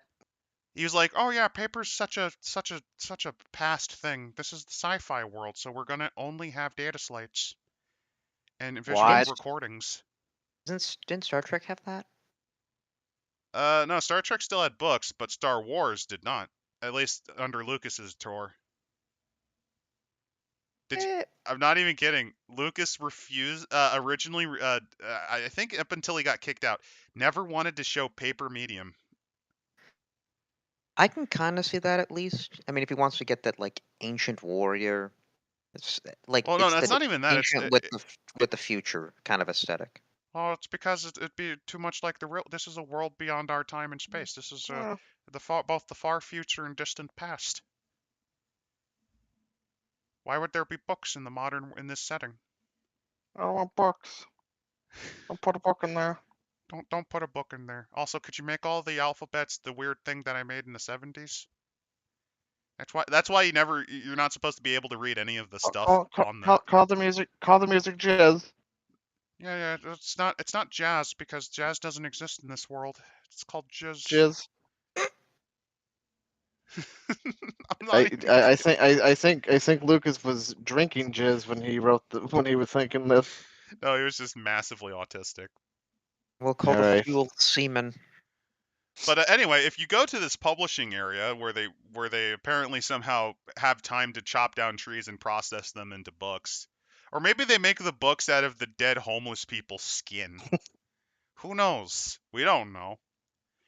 Anywho, you go to the publishing area, which makes no fucking sense in a world where in this setting, in this space station specifically, I should say. And you can visit Latte Night. It's a used bookshop and cafe that only opens from the worst times humanly possible. Which means it should be completely out of business by now. There's also Lunokhod. Its mall only planet is a little odd. Apparently, its only planet is never got a foothold on Grand Cross for some reason. So if you want your Dunkin' Donuts, you get your Dunkin' Donuts there. What's my name? Dunkin'. Do you think the Dunkin' ad happened in this universe? It probably did. I like to imagine that scene from Jack and Jill, the entire horrible skit. That was not a commercial made for the movie. It was an actual real life commercial directed by Adam Sandler, starring Al Pacino. That's I don't know if that's a reassuring thought or a horrible thought. Adam Sandler, after the disastrous returns from 8 Crazy Nights, decided to direct commercials from now on for movies and advertisements. I'm presuming in this universe, New York got wiped off the map, so. Oh no, it's out of a job. Adam Sandler dead. Was that the butterfly effect that happened in this universe? If Adam Sandler dies, we get Hardwired Island as a reality. I bet anyone can find H games with better world building than this crappy RPG. Oh, I know which games with better world building. With well, yeah, Fate Stay y- Night y- started as an H game. y- oh, Yeah. oh. We just lost our fake Go players, you jackass. But it's true though. He had to turn it into that to get it published. All right, so Pioneer Park is just 42 so what? acres of crap. So what you're telling me is, Adam, if he wrote this with one hand, he probably would have written a better world setting. Is what you're telling me? If you wrote this in one Instead of- hand, you'd be a robotic anime mage trying to kill the Orange Man in a giant death robot powered by bees. It'd also be shorter. Yeah. So there's a park where you go where crazy people make horrible speeches. Speakers aren't protected by law, but the police only step in if they get a complaint or someone talks about police brutality. On Sundays, the speakers are cleared out for an open Q&A where politicians apparently decide to shit up this place. And here's an events table. Oh, Lord. Yeah, I find it a bit interesting. I don't think I've actually ever seen an events table where I have. It was in you Chalt. then have. Oh, cat milk. Derek Deshaw did this in Chalt. the other thing is Cat that milk. one is current events and then sites on Opportunity Road. Isn't that just one location? Yeah, I don't even remember which one it was in. Turing ward. Oh god, we only covered one ward, so let's speed run this. I'm So, saying we computing. just look at the first district and then I'm just gonna skim the Asano building. Heavy industry is very fancy. They're prone to infighting, so they literally, I guess, kill each other in their own company. Canny Valley that employs android dancers with human-like bodies. So there you go. Canny Valley is a money laundering front for Law Zero. Horsehead, which is another fucking mall. Horizon's Edge, blah blah blah. Grand Orbital, blah blah blah, blah blah blah blah. And any stupid ones. I'm just gonna very quickly. There's a library. Leet page Boy. One of the cubicles is usually occupied by the hacktivist Leet Boy. This fucking jackass is doing his hacking into the library. page 158. So- Event Horizon Plaza. Yeah, there it is. Space-focused companies, the Plaza Singularist Hangout. They end the up in the Neuronomic- Magellanic Club. Divide Zero. Future Existential Risk Management Institute. It's a non-profit where they fund research into the potential existential risks of strong AI, and it's a grift. Wahid, Tanaka, and Feingold LLP. Because of course the Jew would be in the law firm. Oh no! You I'm can't calling this say guy that. out. That is a bad thing to say. Do not say that. You know, the thing is, if he was British, it would actually be a Chinese person in the Jew's place. I'm not even kidding. I read a little guide on the United Kingdom, and one of the things they covered were how all of the different peoples from the colonies settled in the UK, and the Chinese kind of took a similar role to the Jewish people. They stole our job? They steal your jibs as doctors and lawyers, yes. And control- they're also extremely anti-government. So if you want them to find loopholes to get out of paying shit, you go to a Chinese lawyer. Hey, what the fuck? They just stole our job. They took my job. I'm only going to point out that they only did that so that he can get WTF. Honorable Chairman, still jobbo. Uhuru, Next is which is actually named after the rename for Ayers Rock, by the way. Ayers Rock was renamed to its more traditional. Oh, fuck you. Ferris Bueller's Paint Shop. Mirror Image, a casual wear store. It's run by the Positronic Man. Ship of Theseus, a reproduction and body care service. Here's skate park. Just a random skate park.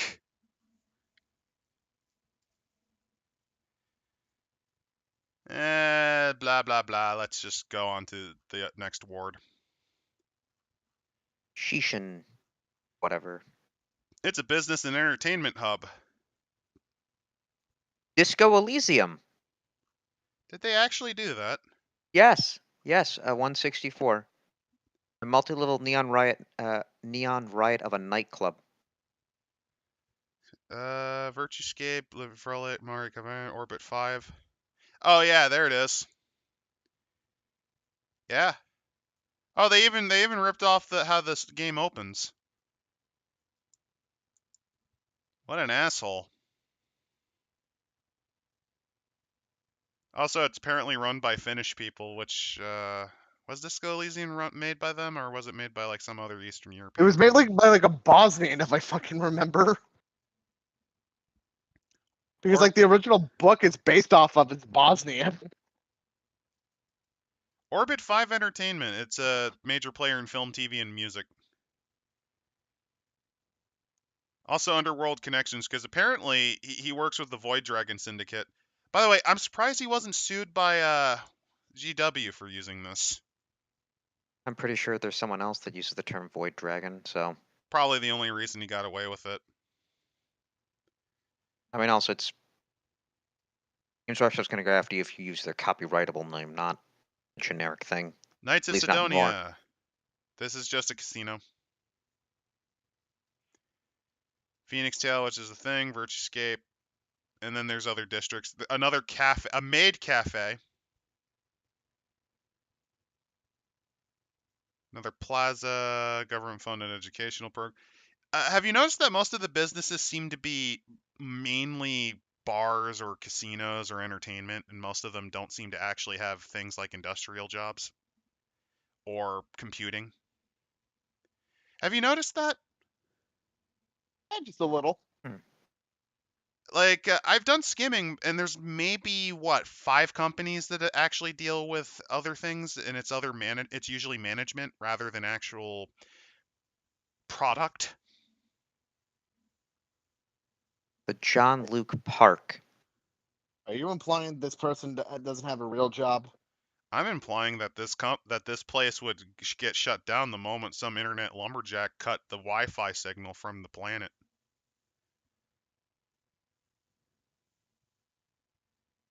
I am trying to find where is the Jean-Luc Park? What page? 167. It's also right next to the porn studio. Orbital Video Productions, Inc. Some terrible street art thing. Newest sensation is discarded. Guerrilla art. So basically, this place venerates graffiti artists. Much like how the BBC keeps shoving Banksy down people's throats. That's what I was about to say. Banksy is overrated and nobody gives a shit. To give you an idea, the BBC so pushes that asshole that, what is it? He outnumbers every other artist talked about on their crap ass fucking website. Oh God.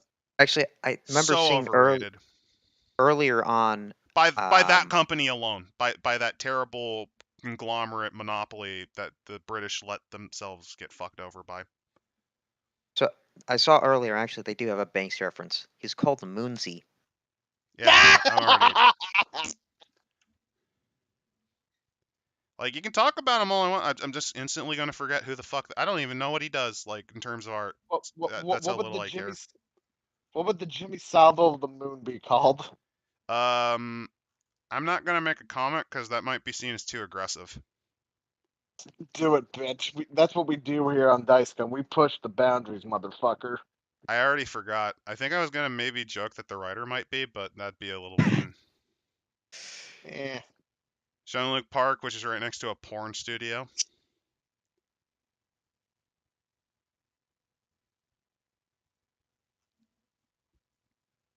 Another Asano. For breaking from the family tradition for the sake of love. Oasis Hospital, Orbital Video, yep, pornography, Red Sun Microsystems, which is a software and cloud computing company. By the way, your cloud computing, you'd be dealing with delays if you're over there by at least a couple seconds. Because there's this thing called ping and speed of light transmission. You'd be several seconds if you're selling anything on Earth. Is it solely for Grand Cross? By the way, this is one of the very few businesses that actually provide a product in the entire thing we've read so far, other than consumptives.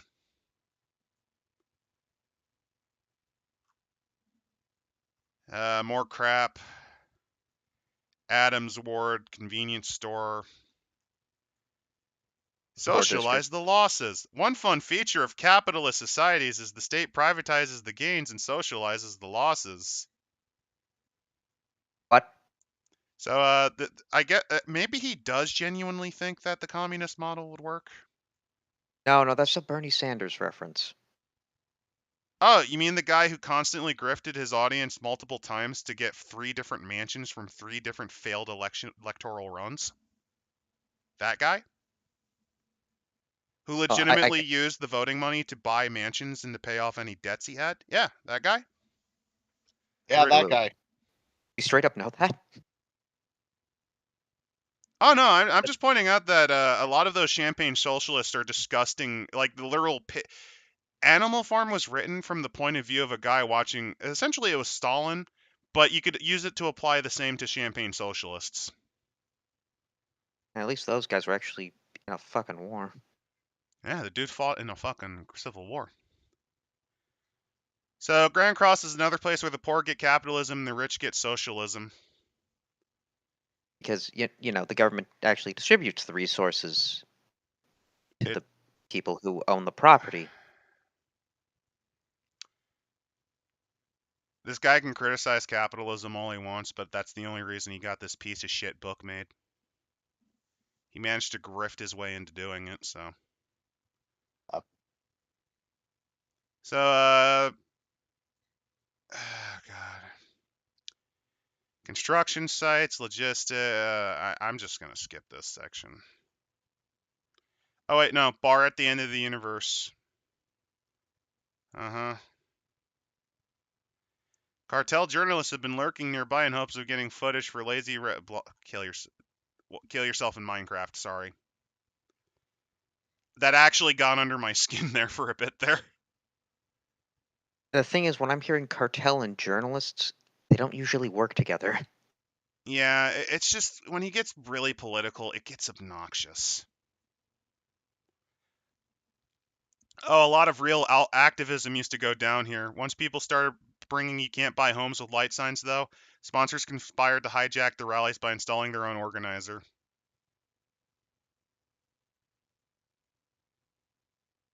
Uh-huh. Yeah, you keep telling yourself that. You're totally fighting the man as you exploit easily parted fools of their money in order to essentially grift your way into making this book. Have we just given up on this book? No, I it's feel just like we've given up. I'm tired of reading these districts because they're kind of boring. There's nothing fun. There's nothing. There's very rarely something funny. So I'm just going to say fuck this and skip past until we get to the crappy Japanese one. Which I think we just did with Maruki Award, which is on page 179, I think. So this is where his weeaboo flags come flying. The last word was mainly, capitalism's bad. This is why I'm allowed to be able to profit off of making a worthless book like this and not be violently executed as a parasite to the state like I would in any other non-capitalist society. Moving on from the critique, Daikatana Security that Limited. Haha, remember Daikatana? Remember? I remember. Neko Mishia. Shinoda. But sorry, That terrible maid cafe? I just always laugh whenever I hear the word necro. Fucking cat girls, man. The eatery is run by an affiliate of the security company. It's the boring kind of repetitious kind of stupid, the worst kind. Yeah, it can be. The voter, it's a game arcade store. Because remember, Okay. Japanese and East Asians still use arcades. They're not dead over there. Remember arcades? Remember what the 90s when they used to be a thing until they were completely fucking destroyed by the advent of machines that actually matched and defeated them at fucking home? Okay, hold on.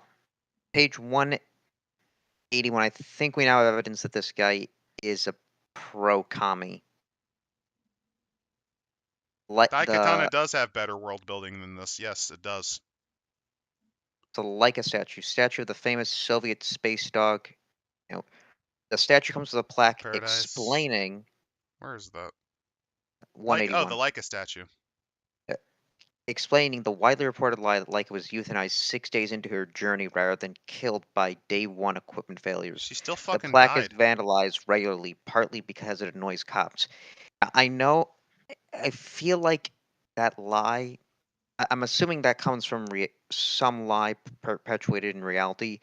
I'm assuming that might have been a lie made by the U.S. or by the Or West. she was put down? Yeah, as a means to say the Soviets are dog killers. That's my assumption. Oh no, he corrected because from what I understand, the Leica they showed off was not the original Leica. She died during entry into space. So it might. The reason why they put this here, because technically having a day one equipment failure would make the Soviets look worse. Yeah. So why repeat the lie that they euthanized it?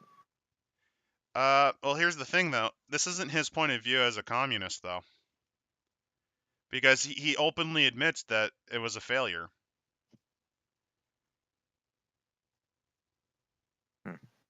Well, you're overthinking probably, it a bit. yeah. A popular Destroy All Movies, a popular movie theater that makes its money through community events, particularly screenings of pre-impact films. So, majority. They're best known for turning the box office bomb Armageddon into a cult film. Oh yeah, because that would actually be a film that bombed because of how fucking traumatic that would be. You know what would have been the better? You know what would have been the more fitting movie? Deep Impact. Yes. Oh. They should have done Deep Impact instead. Which one's the Michael Bay one again? There's the 70s movie Comet. Remember that one? It's one of the disaster movies from like the 70s. In the 70s? Yeah. Shit, Comet. what's that like? It's basically the plot for Armageddon. You ever seen Airplane? I love Airplane. That's what it was parodying. That entire genre. Supermassive, a popular nightclub with a cocktail bar, dancers, big screens showing astronomical phenomenon for ambience, and a rotating cast of DJs. Sloshing Mall, another fucking bunch of it's full of weeaboo versions of bars, clubs. Is that a reference to Slashing Mall? I don't know. Chopping Mall, you mean? Or Chop, yeah. Space Tree. It's their broadcasting tower. Sweet Heaven. Which is just a bar. Another cat cafe. Another fucking internet cafe. A crappy maid cafe. A legal Android fight club that's apparently known enough to know where it is. Spacers, a commercial building that, what does it do? The rest of the place is a shopping mall. Notice that it's all malls and shit. Like, it's all, like, this is this idiot's idealized fucking community in a way where it's like all malls. Like, where's your actual manufacturing? Where's your actual construction company buildings? There's almost no software corporations. I've seen maybe 2 or 3. And there's no, where's your plastics processing plant? Where's your metal ore refinery? Yeah, the other thing, I actually have not seen any lobbying or any, There's like one. management. There was 1 or 2. this entire time. Another fucking cat cafe. Get a goddamn cat and stop moping about not having one, you fucking weirdo. Well, you know, if this guy gets one, he's gonna have to get another one, and he'll, True, he'll be responsible for many dead cats. or well, Good night, sweet cats. his corpse will be feeding them one day. Oh yeah, this is all Shibuya references, and fuck that. Fuck that and fuck him. Otomo Plaza, the Space Shrine. Fuck you too.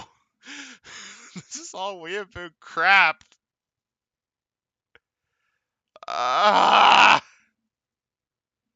Another an underground video game store that sells retro crap. Why would it have to be underground? Another. Are they selling illegal racist ROMs? Why is it underground? A space-themed cosplay cafe. Oh, there's so many of these fucking You're in things. fucking space. How? Weeaboo term for the back streets.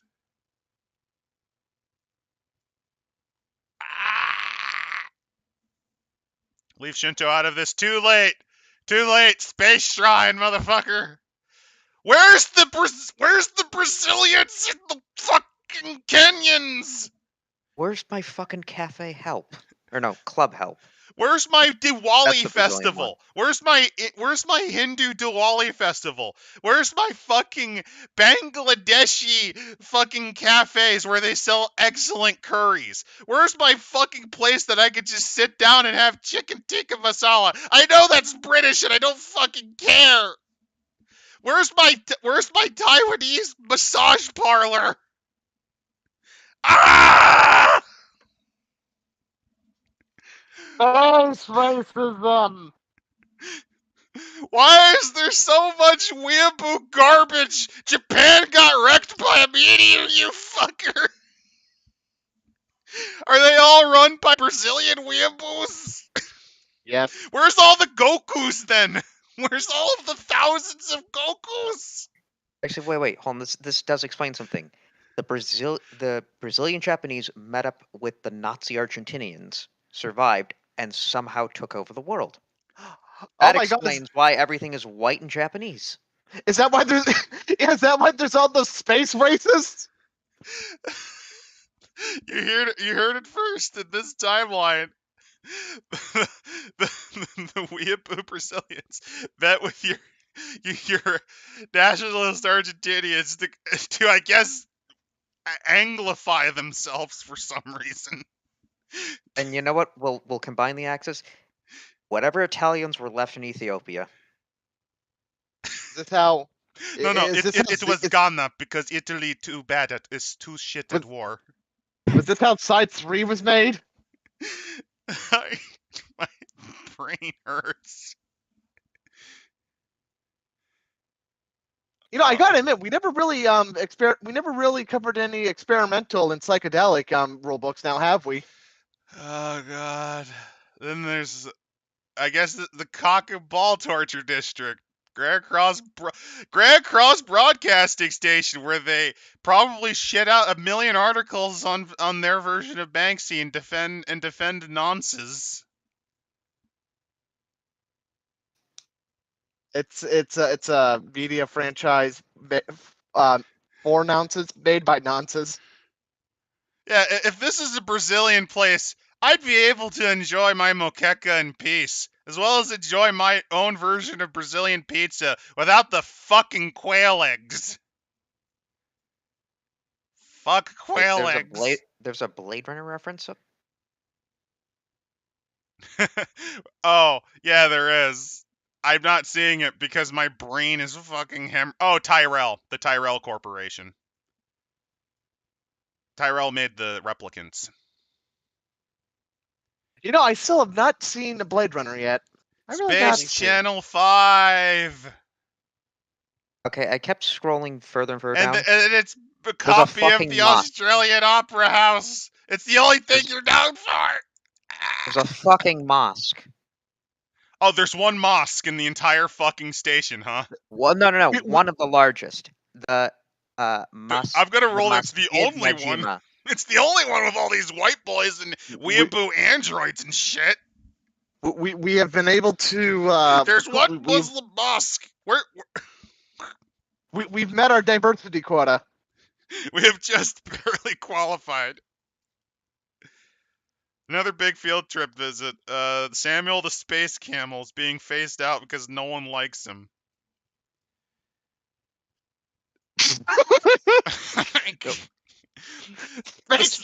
What?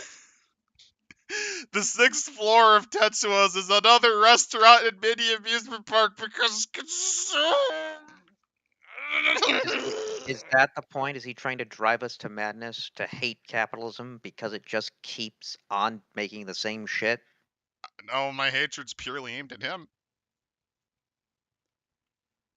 There's the Tyrell complex holds all of the religious buildings, so this is where your new age death cults come. Oh no, there's more. You We're want not to even halfway done yet, boy. skip the fucking words? Hot one with the boys. An Australian-style coffee house.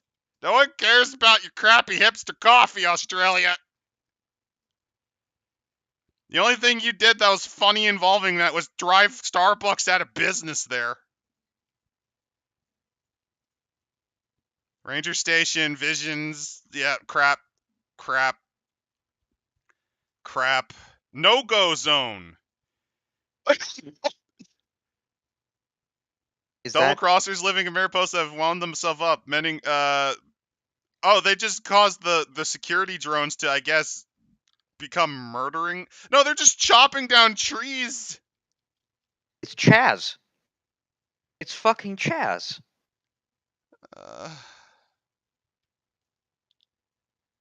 The actual anime within. The poor floors. This is where the whole balls live. This is where the pores go. It's a supermarket run by Lunchtime. What? The fuck did you say? That sounds like I had a stroke. Adam, are you okay? Do we need to call the police? An ambulance? I might have had a stroke. Lunchtime. That sounds like the last thing you say before you go fucking comatose from a fucking aneurysm. Lunchtime. This is so shit. This is so shit.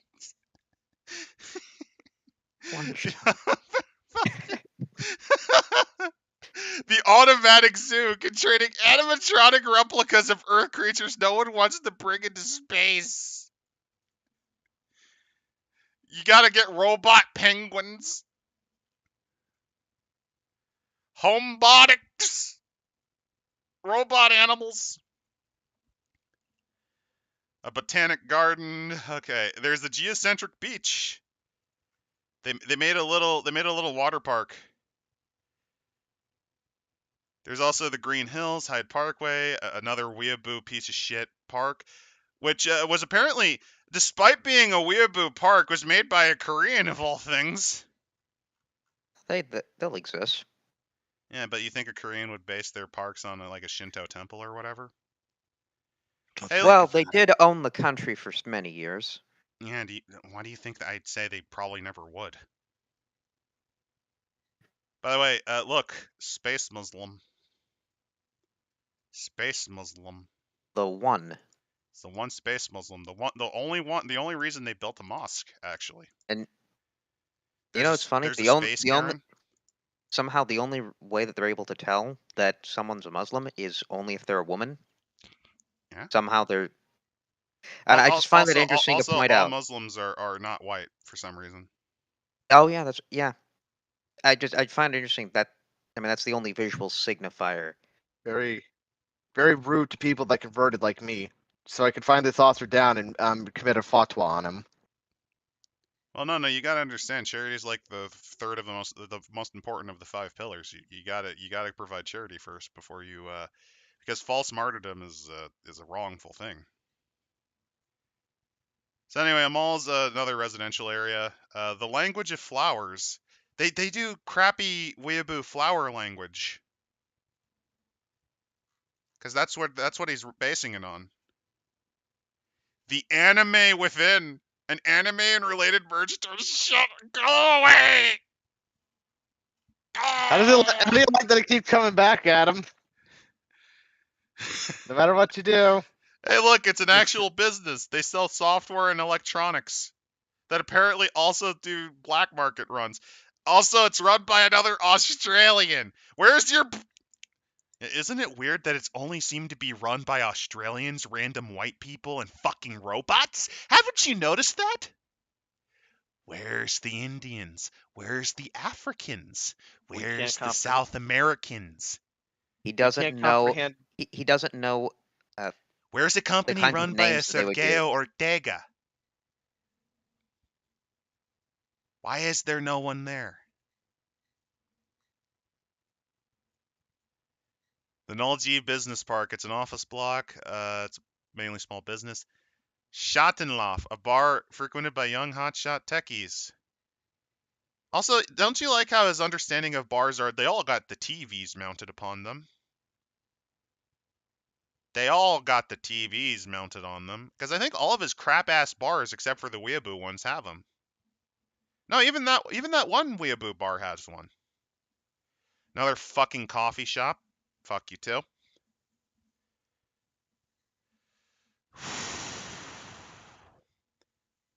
All it just is are these gentrified coffee shops. Yeah, isn't it weird that isn't it weird? Yes. The Flying Okay. Burger, this American-style burger bar, looks like a UFO crash landed on the rooftop.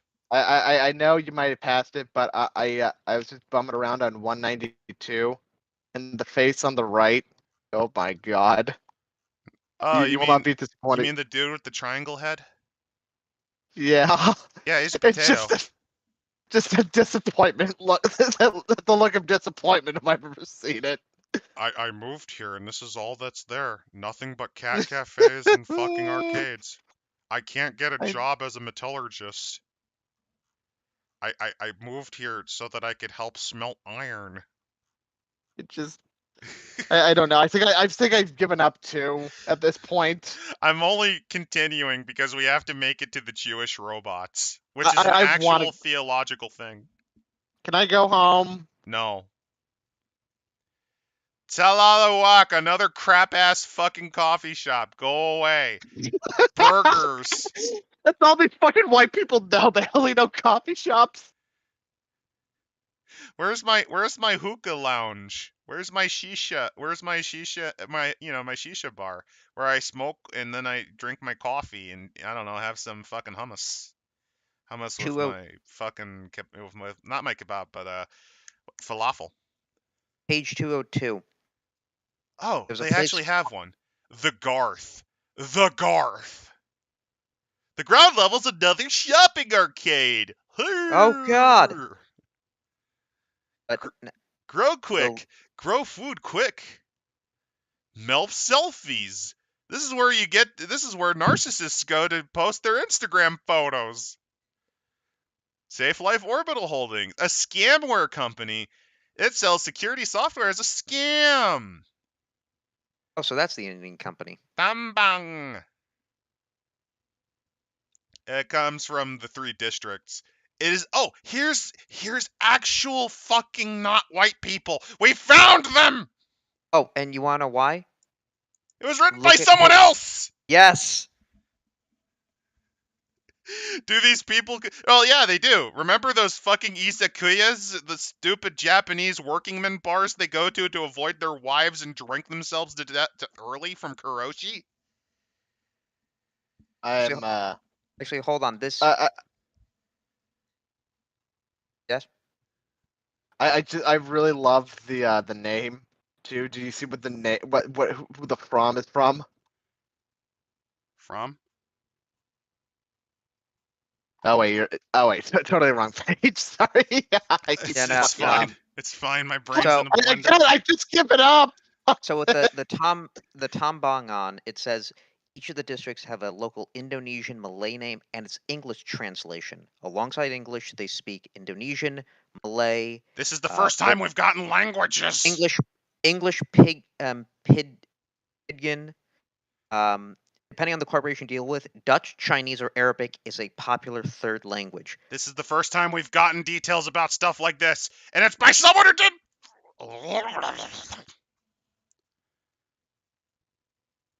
Sorry, I had a mild stroke. This is the first time we've dealt with a not white people area, and it is making me feel things No wonder it has the mosque. So yeah, No, just as common because in it has Malay the and Indonesian Indonesian. population. There's the Garden City Prestige Boutiques, a 24-hour club with at least 5. Oh no. It's home to the Dandelions, a rebellious gang of ex-corporation kids. Lion's Cage is a casino. Hey, look, it's one of the other casinos.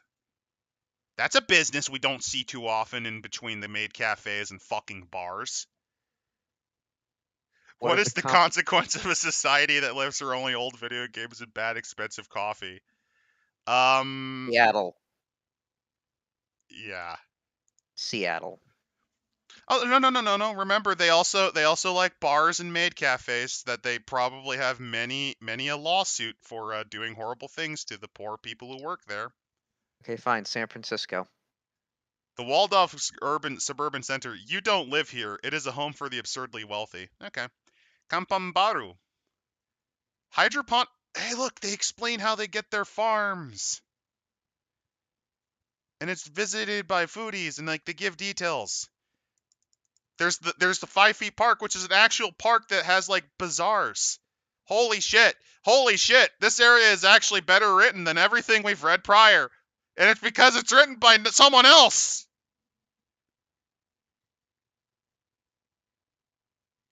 What was that word I said? Oh yeah, was it blunch time? Blunch time! They have a union house. They actually have unions. They go into a mosque. They give details about the mosque. I'm sorry, but there's a reason I'm actually happy. Because you want to convert to Islam? No, because this writer understood, hey, wait a minute, didn't an asteroid fucking destroy America, the British, the Russians, the French, the Germans, all of those people in the north and a good chunk of China? Where's my Malaysian and Indonesians then? Where's my I'm gonna write all about it. Holy shit. This is the first thing that was actually written from the point of view of an actual South, besides the random Australian garbage. And it's just the worst aspects of it, mainly their coffee snobbery horse shit. It feels. Unfortunately, it says nothing about Malaysia and all that, Adam. It just says apparently it's always facing Mecca because it can turn, which is cool. Yeah, well, I mean, that would be important. That would actually be important. Something that we've brought up before about. They even go. It's full of small mercenary gangs who get hired by private security. They go into details about like corruption, shady corporations. There's the Strip. It's a battleground for corporate espionage. It's like an actual bazaar where you get murders in the streets. This is a real setting. It only took us halfway into the book to finally get to there, but we found it. We found the nugget of gold in the dinosaur turd. I'm not exaggerating, too. We're almost halfway into this fucking book, and we're just now finding the good stuff. There's a chain of restaurants with private rooms run by a criminal gang. Like, this actually feels like a lived-in setting, even though it should only be just recently established. Because while it doesn't immediately focus on the different culture, it gives you a flavor to the area that doesn't exist in any of the others. By any other name. Here's some of the names the local might have. It gives you help to figure this out if you're not familiar with the culture. Oh my god! You're freaking out, Adam. You're morbing out. I'm more. See, what happened was the moment the book, when the book began to bang, I banged so hard. I tom-bonged so hard when the book began to.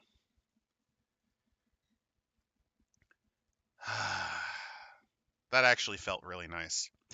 The problem is, there's more.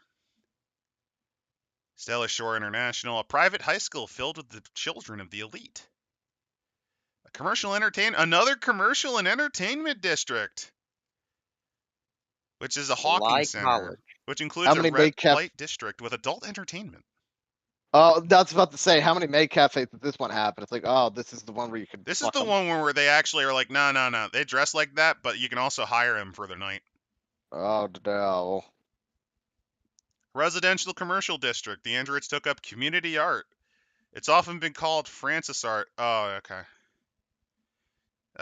Hospital, a teaching hospital, so the cybernetic wing. Saint Regret. Another private elevator school for family with business backgrounds. It has a high school and university. It's mostly niche space businesses. Space businesses. Space Biz. Serious business. Neo Miami. There's a bar, another bar, more liquor. Where's the cocaine then? Hotel Melbourne. They own several businesses, including a fashion outfit where they used to shift goods into the station. Another Australian club, because God forbid you do anything with the Malaysians that writer that helped write your book for you fucking came up with.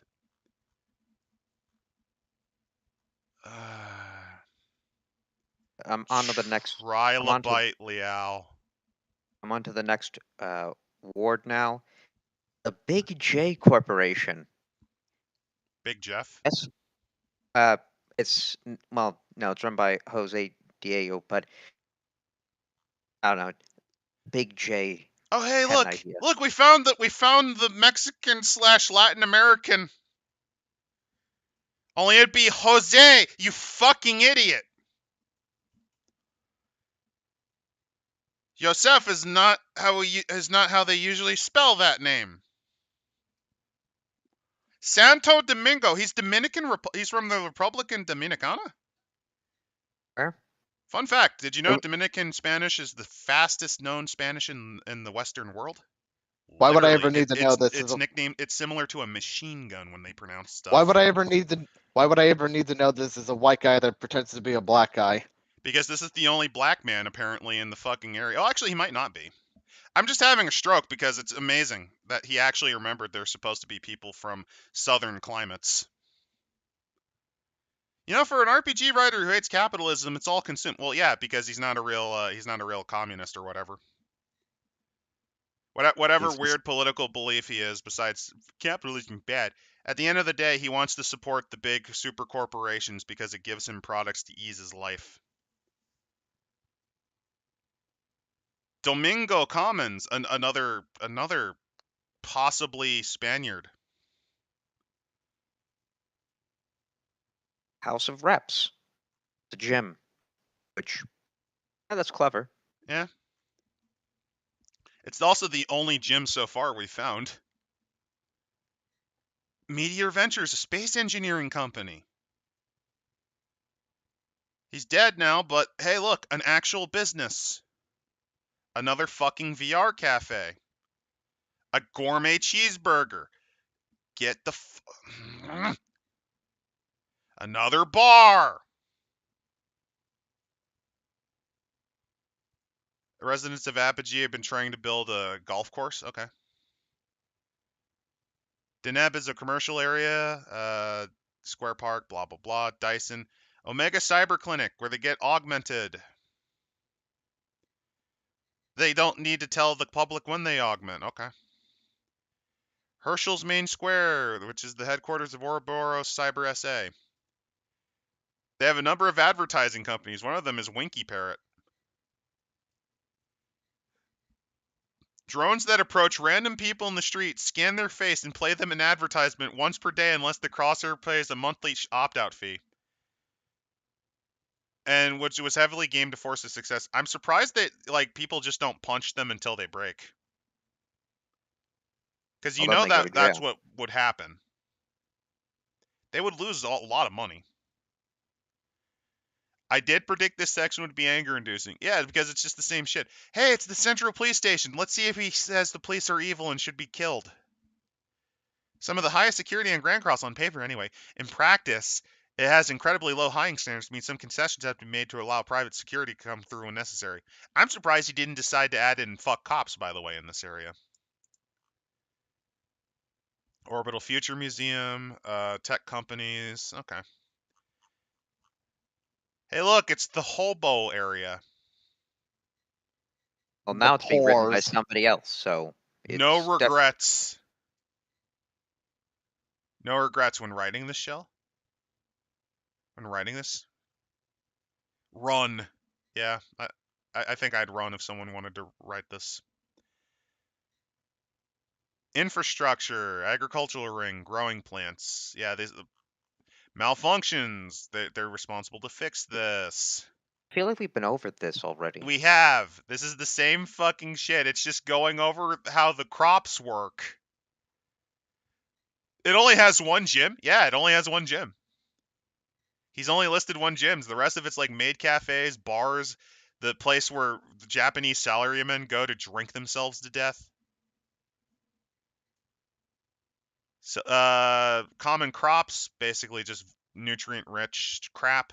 Cylinder owners, which are your equivalent to farmers. Wait a minute. I like how this fucking the beginning quote it's from a YouTuber, but instead of YouTube, it's called Your Tuber. Oh yeah. They already have the sun, the sky, a ground to build, and we started with nothing and built a world around it. No, you didn't. Basements. The station's ground panels are covered with about 5 meters of topsoil for growing plants and burying cables and piping. Beneath that is a sprawling basement several levels deep. The industrial labyrinth serves many purposes. Functions. Building basements often have their own basements. These can extend all the way to the basement levels.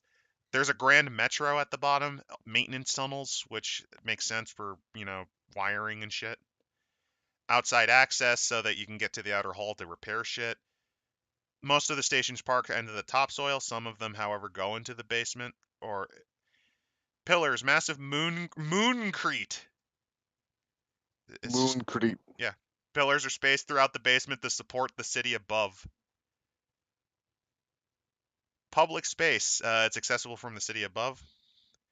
Also, water reserves are held down there, even though that sounds like a horrible idea because that's where your electrical systems are.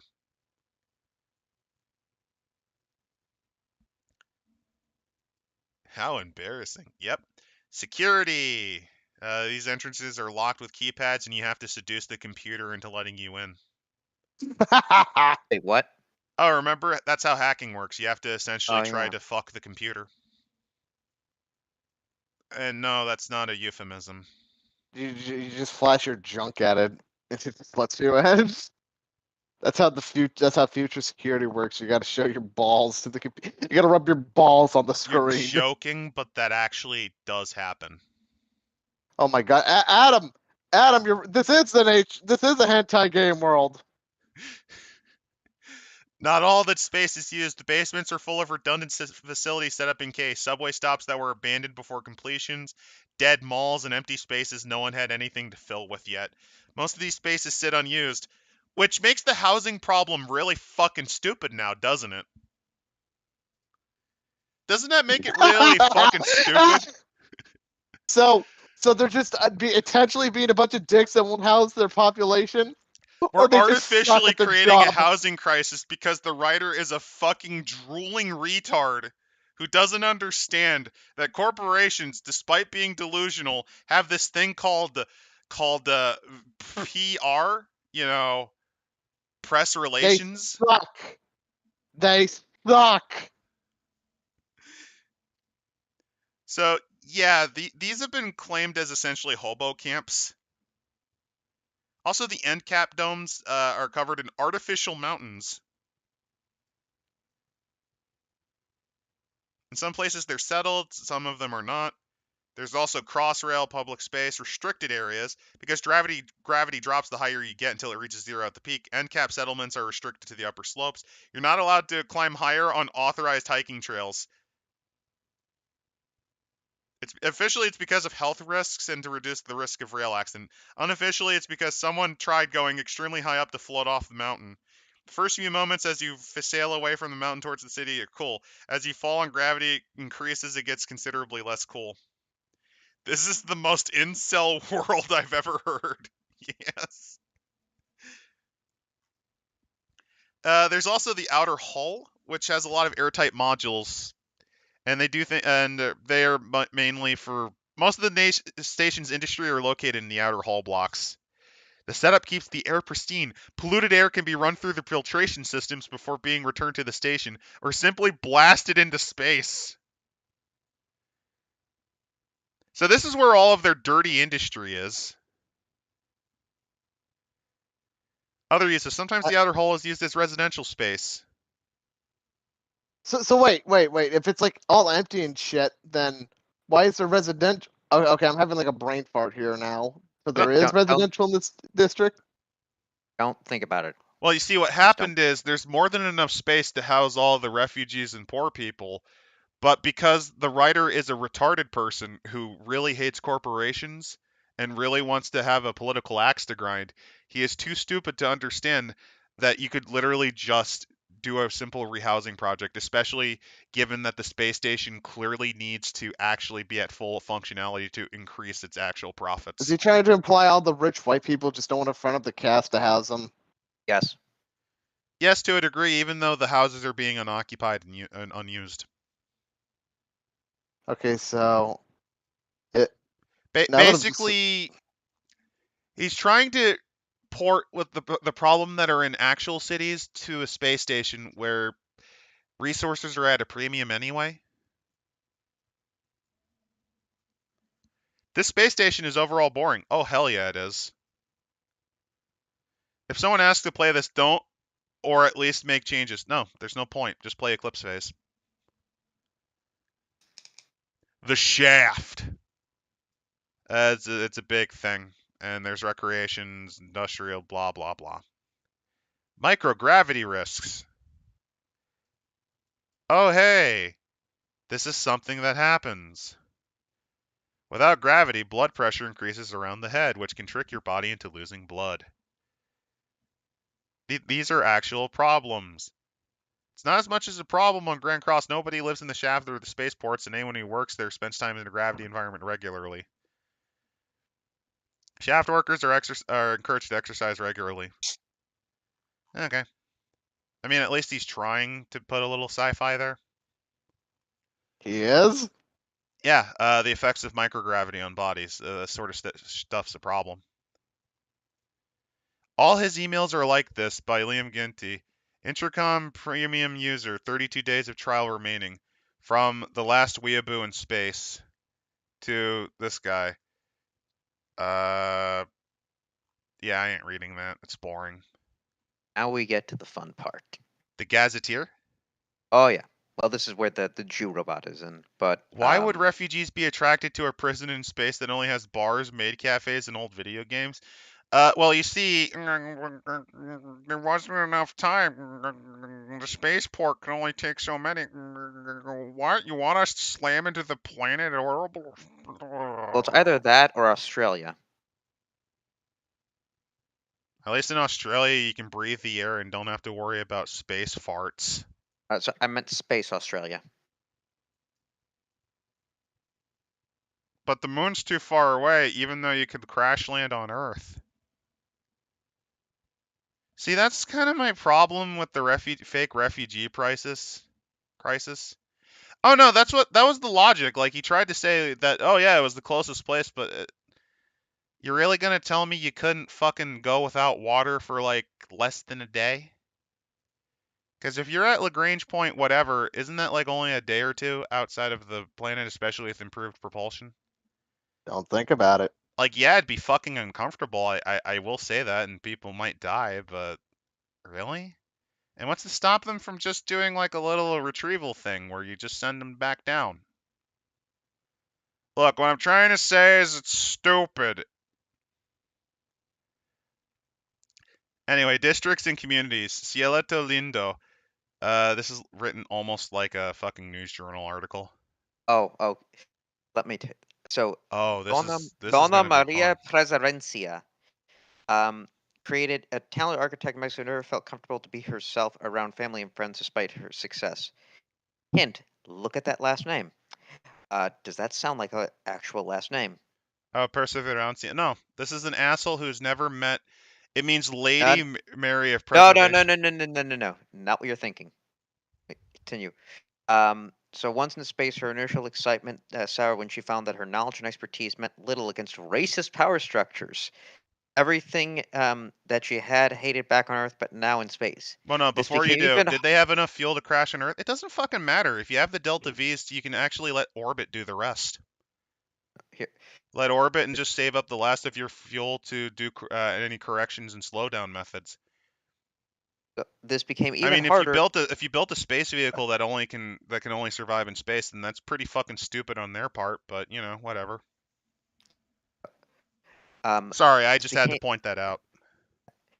this became an even harder challenge when, at age 50, she began publicly transitioning and living as a woman. Okay. She took the first name of her mother and a last name that represented her constant perseverance. Because you somehow change your last name when you transition. They don't. They really don't want to be dead named.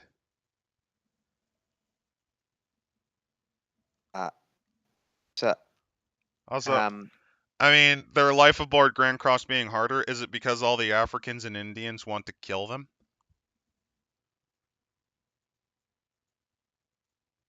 Because that's the thing that people who try to do the support. Yeah, the non-Western world would be perfectly happy with violently executing them.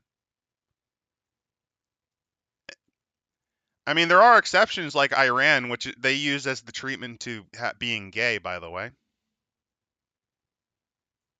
Oh, you see what happened is a very delusional Australian man tried to write about a transsexual Latin American, probably of no, that color. somebody else. Somebody else wrote this one as well. So a person who's probably a fifth generation Spanish American. Because while Garza is I get the feeling that maybe the great grandparents might have come from the home country, if you get what I mean. They use laser machetes, flying pinatas. Remember though, it's racism when someone not Hispanic brings out the space machetes. I just find that laser machetes. I'm fucking using that. Sounds like a band name, doesn't it? Sounds like a crappy bootleg of a lightsaber. I'll move on to the next page then. Oh, and also, apparently, I guess they're Mexican because Tlaloc is the term for one of the Aztec gods. Because, you know, fuck anyone not Mexican. Ignore your Puerto Ricans, ignore your Dominicanos, ignore your Argentinians, ignore your I mean, they're all. Ecuadorians, ignore your Colombians, ignore all of them. Fuck them. Fuck them. Only Mexico Remember, matters. the probable American writer, they're all Mexican. But we're the bigots for disagreeing with them because of their blunt, almost childish, pathetic attempt at pretending that they're not racist themselves.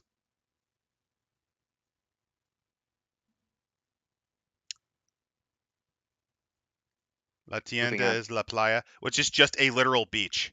This is a person who, to reconnect with their Spanish roots, took 2 years of high school Spanish and now are really desperately fucking pretending they can speak the language. Also, carniceria, from what I understand, is a butcher's shop, so good job, ass. Yeah. It's a meat market. This is a person who legitimately is pretending that they totally know the language and culture because they reconnected with it once in high school. In Soletito Lindo, they like little habit. Well, Little Tito, ceiling or little pretty ceiling or something like that. little sky, I think maybe. I don't know what Yeah. lindo means because I don't Clean. speak. Oh, clean sky, Clean. clean little sky. Yeah. Or not clean. No, it'd be more like a pretty or beautiful sort of term. Yeah, what do you think of my off the top of my head Sergio Ortega? Was that 1,000 times better? I literally just shat that out of my brain. Calling Preservencia is worse than calling an American Johnny McJohnson. It is. No, Johnny McJohnson. I would like to meet this man.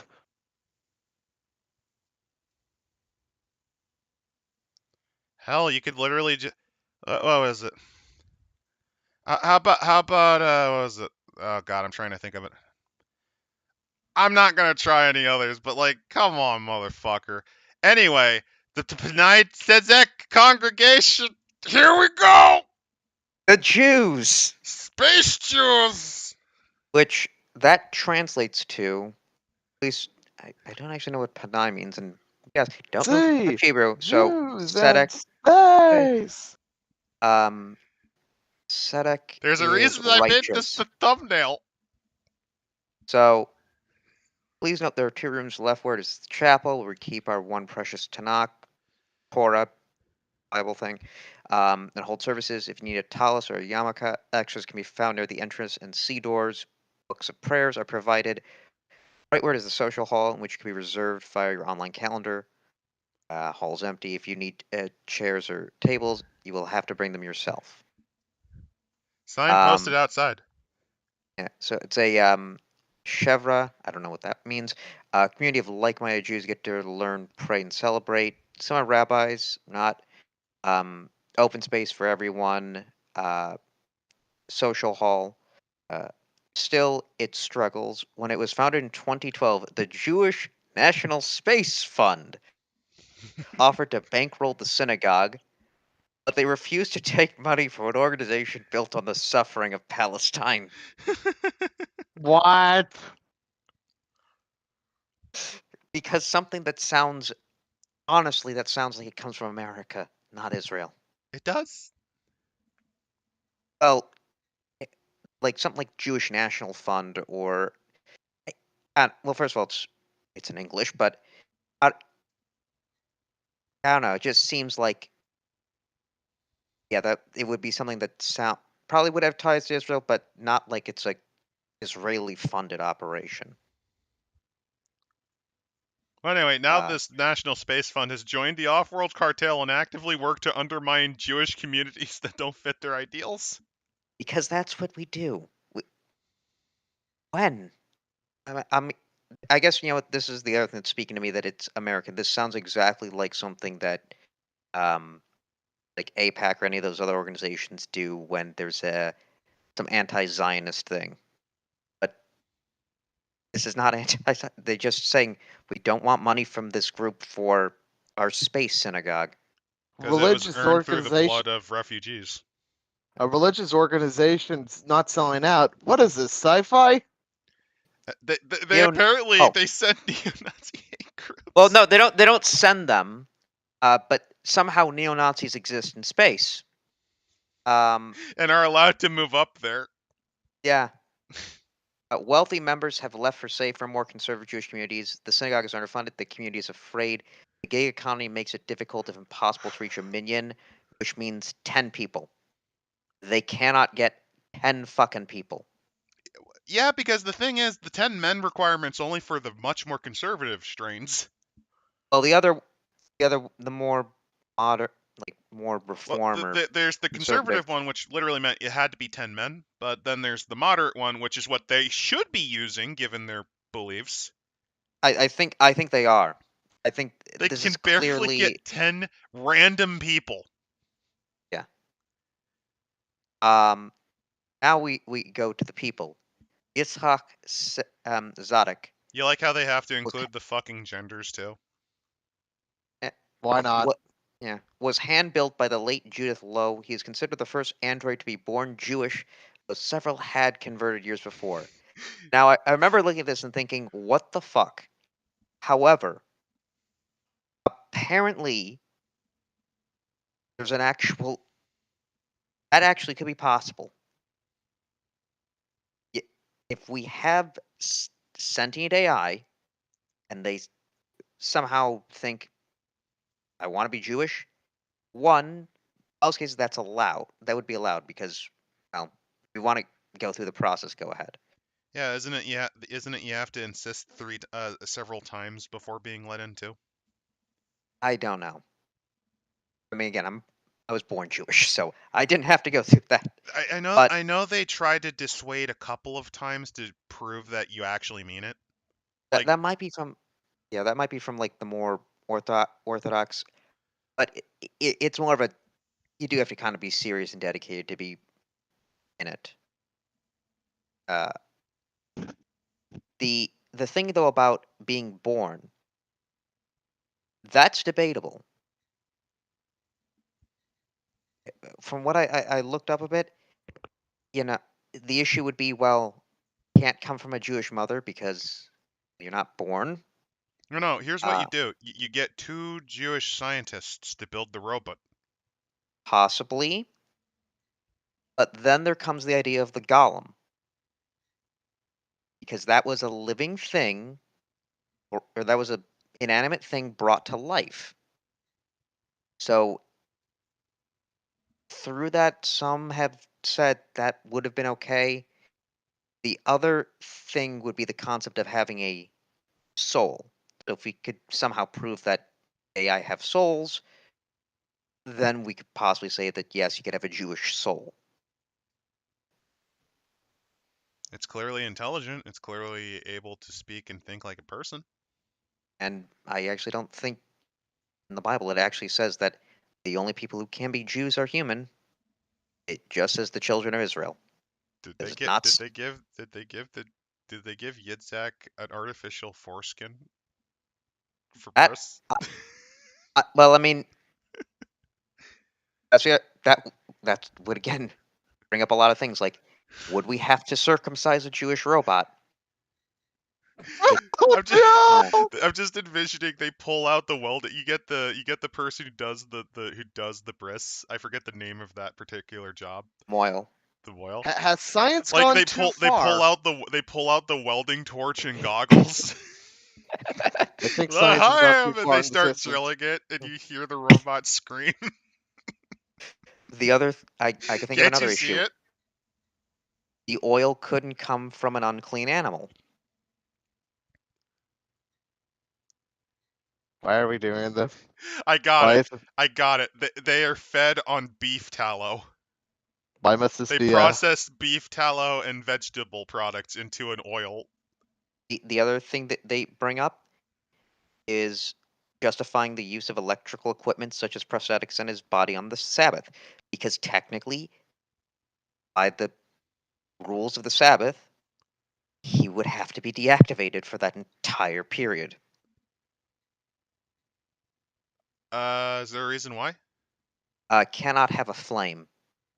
So it's been done in the modern day for at least the more, ultra orthodox. You can't use electricity or anything like that. So technically, by those logic, I'm violating the Sabbath right now. Oops. Well, He's not that orthodox. A good thing you renounced your Judaism and converted to Islam. but that's why also, if you ever heard of those, because in Israel they'll have elevators on the Sabbath that just go up, just go one floor down, and then go all the way down, go all the way back up, because they would have started before the Sabbath. It's okay. If it These somehow writers was feel like during, the type who would have the builders put a plate around a pointless robo-phallus so they could ritualistically weld cut it off.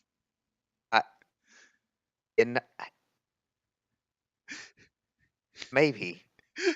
I mean, there are of the I mean- types of robots. Remember, some of them are literally designed for that type No, of game. No, I'm thinking more of the just Jews actually doing that, because fun fact, in the Talmud there's an entire section about the prohibition on homosexual sex. There's a whole argument of like, well, what if you accidentally fuck a man? I am not kidding. But what is that considered a violation of law? Like you were really drunk and it was pitch black because it was during the Sabbath. Maybe, or you just end up. And that also would include bestiality as well. You're not. So what if you accidentally fuck an animal? That actually reminds me of a dude who claimed that a witch doctor turned his wife into a horse in Africa because he got caught with bestiality. No, it was my wife. The witch doctor turned her into it.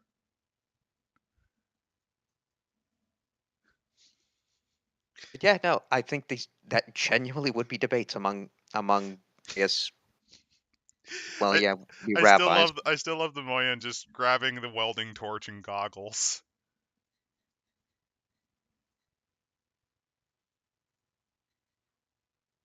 Oh, he also tried to write papers justifying why he should not be turned off on the Sabbath. I mean, yeah, essentially that would be, well, I got to kill myself every week. Maybe he used the logic, if I come back from that, does that make me the Messiah? Well, he'd have to. You have to be I mean, reactivated every. I undie every time the Sabbath ends. Well, he That- would need to be reactivated every third day. Well, that actually, I don't think that, at least not actually technically the requirements to be the Messiah. He'd have to. Well, first of all, the dead would have to come back. He'd have to build the third temple. He'd have to somehow be related to King David, which considering he's not human, it's going to be a bit difficult. No, he was built by a person who accidentally was descended from the tribe of Benjamin. Honestly, all the Jews will now have to be in Israel. Everyone has to recognize the existence of God, and I feel like there's one or two others, and then we know he's the Messiah. Robo Messiah. That sounds cursed. Anyway, he spends his time at the place because, yeah, writing Like op-eds on Tikkun Olam, the mandate to bear the responsibility for the welfare of the universe. that's which a lot of the reform groups center their religion around, mostly then to do like a lot of social work and in some cases political activism. Yeah, that probably why he's here, because I'm pretty sure a lot of the Orthodox would think he's an abomination of some sort.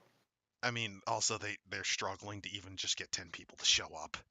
I'm just imagining what if, like, yeah, how like the fucking like Jews react if they realize, oh god, the Golem, the Messiah. How the fuck did this happen? Also, he's struggling to be recognized as Jewish at all, so. Because I think the major thing is he's claiming to be born Jewish. Conversion, they could probably take and would probably actually be helpful, because they could kind of say, hey, they were on logic and yet they worship Judaism. I'm They just practice envisioning Judaism. to stay kosher, the generator they're powered on has to be powered by beef tallow. Yeah, that's the other thing. Gotta What get else? your recharging purely from kosher sources. That's the other thing. How could he fast? How could he fast on Yom Kippur? Well, I mean, He goes on you're right. battery saver mode. Well, it's not like he never even needs to eat in the first place. So if anything, he's the mega Jew because he's always fasting. He has the power saver mode. Yeah, that probably would be the excuse. See, this book sparks deep discussion, so it's a good book. Actually, no. Notice it's written by another author than the actual author. Yeah, it sparks the discussion of Robo-Judaism. What a wonderful conversation.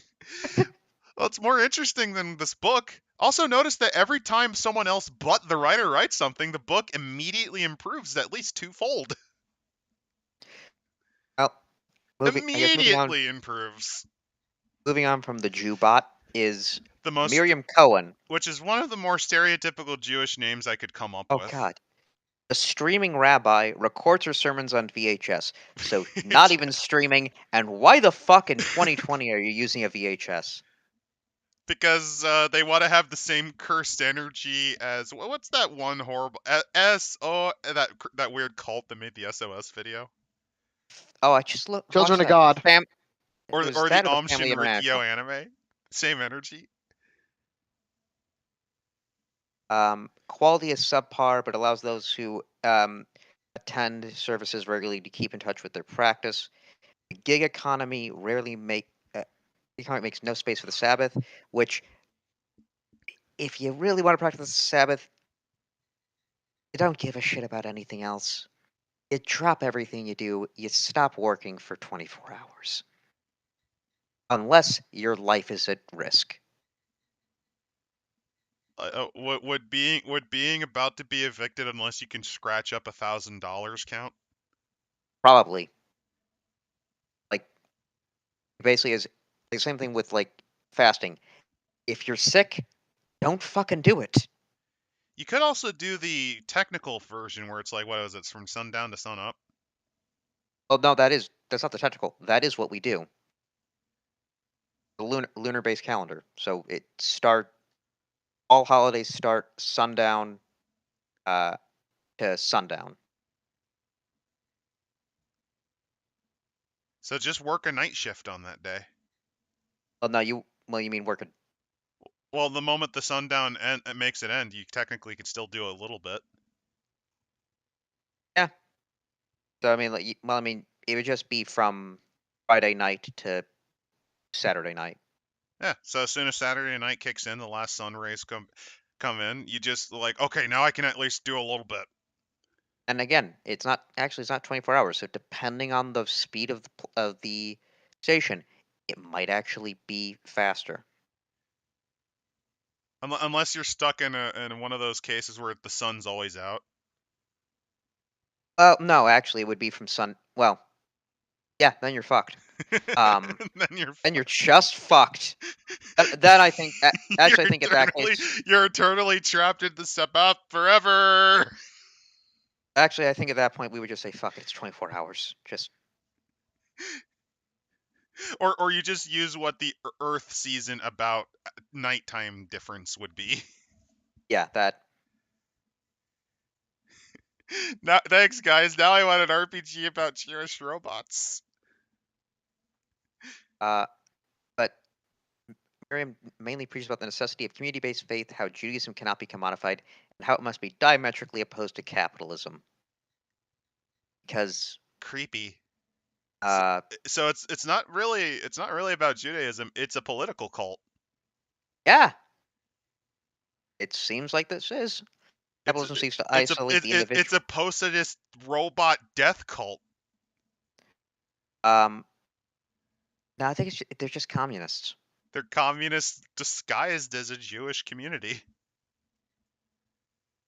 And as the election nears, Miriam specifically preaches the need to secure freedom of religion as a human right, which means this station, made of a multinational, multi-faith, multi-ethnic society, decided freedom of religion is not going to be protected. Even though they have entire districts dedicated to religions, including New Age space ones.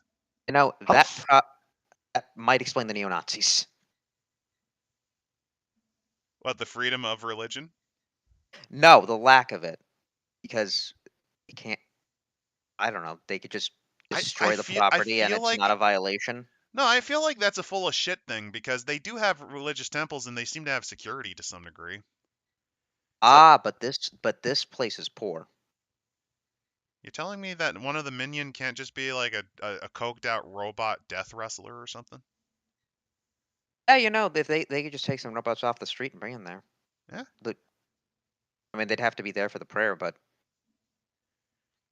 Hey, look, another one named after the $5 foot long into a child guy.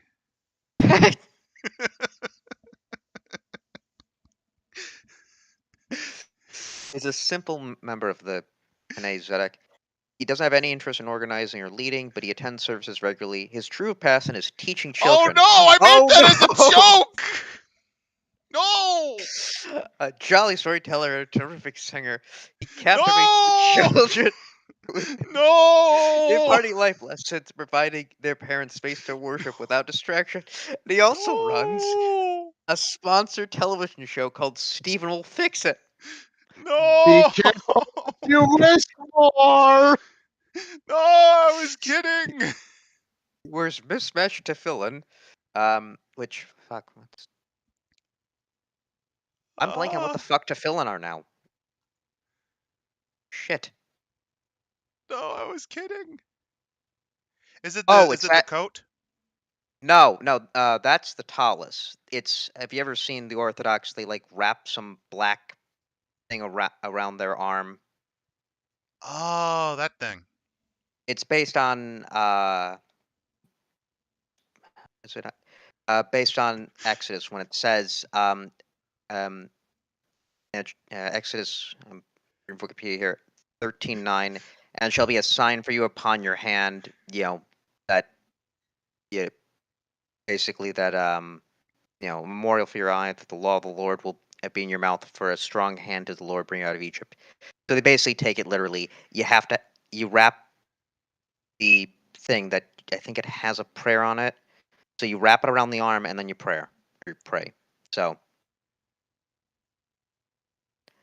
mismatched tefillin and there's a headpiece attached to it. So worn by his great grandfather, and the arm piece shiny and new. The story goes, when a young Joshua Levi had his bar mitzvah and received tefillin of his own, the arm piece was too long for a still growing body, so Stephen lent his great grandfather's shorter arm piece. I have no idea why that section's there. To pretend they know about the Jewish community, as they have a guy who I made a joke and then they actually made him hang around children, inordinately so. I mean, I would say this guy probably does actually know about religion. He probably is a reformer Probably. Jew. I made a joke and it just kind of really threw me off. I didn't expect it to go that way. So the plot hooks are people broke into the synagogue to steal leaf-shaped plaques from the Bronze Tree of Life, and they are named after the honored members in the dead. Yeah, it's a memorial thing. I've seen them in temples before. Chevra's organizing a march with several other marginalized communities. The Brash Bucks, a small but dangerous neo-Nazi gang, marked the robot as their next target. If they maim him or worse, he won't be able to participate in the march. And he needs to be seen in front with the other leaders. I mean, if he does get maimed, then he's technically... That would actually get him more famous if he survives. Be like, listen... Look, I know that's sociopathic, people are fucking killing me. Yeah. I mean... Remember there's that Afghani girl whose whole career was started because psychopaths tried to kill her for trying to promote reading in women in Afghanistan. Because how dare they? Like, I'm not saying let him, I'm just pointing that out. I'm saying too, it's like... Maybe it's like you don't want him to get hurt? We're just saying, know your place, women. Yeah. You don't want him to get hurt, but if he does... That actually would unironically get more views. I like how nobody reacted to what I said. Tramagadri Row. It's a theater district. Hey, look, it's the cinema. It's not the cinema. It is the play. It is the works of stuff like Oscar Wilde and your Shakespeare. The naked theater movement. Oh no. Oh God. Are we? The hottest off-row production is Garbage Boys, an immersive theater piece in which two brothers eat garbage provided by the audience. Just try to find garbage they won't eat. Garbage they won't eat. It's literally, give a shit. Is this trying to make fun of modern theater? I hope so. Because if so, I'm actually kind of surprised. Okay, yeah, I think it is. At the end of the row, you'll find Tramagadri's most indie DIY performances, indistinguishable from residential units because they likely still are. Yeah, impact may have changed the course of humanity, but the plays being produced by the distant future of 2020 remain the same. Because no matter the future, producers are cowards and classics are solid investments. Are you angry that you're not getting better product to consume? But wait, if the classics are the safe ones, how come garbage eaters are doing gangbusters? Yeah. Well, I mean, is he implying if anything is new, it's garbage? It has the same energy as watching a hobo say, "If you give me $1, I'll eat this brick." Give me that dollar. I'll drink that. I'll drink Oh, wait that a minute. bleach. Wait a minute. I get it now. It's a commentary of modern day entertainment of how the new shit being produced is garbage, and how companies only want to do the old untainted properties because those are the only thing people likes anymore. It's a genius metaphor. no. This is obtuse rage at how all of the stuff like he used to consume product wise has been made worse. Oh no, this is a new guy. So this Tyler guy might actually have some based opinions, at least when it comes to animation and entertainment. And then there's Like, I'm not saying Thrift he's right wing. He's probably like the type of dude who's like, I thought Thundercats Roar was kind of a fucking stupid idea. Or hey, that Velma thing, which by the way they're using analytics, so whenever we say that word, it's counted toward their actual thing. Velma. That's like 20 different views. They're gonna say there's 20 million viewers from this channel. I don't fucking care at this point. It's a trash fire. Let's see how fucking terrible it goes. That's the Nielsen ratings when that comes out. But basically, do you think it's that where it's like he does agree, but he thinks that entertainment's trash? Well, let's see what the audience has to say. What do you think? Do you think he's trying to subtly say, yeah, I think modern entertainment's dog shit, but he can't say it because he'd be canceled? I hope. I mean, this is just theater they're talking about. Yeah, but theater's pretty safe. You don't have to, as long as you don't directly say up front what you're making fun of.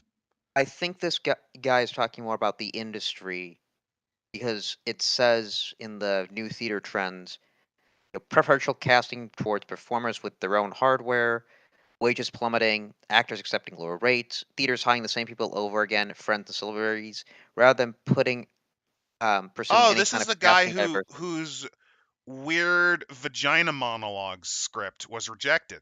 Okay. And then also thrift tracks.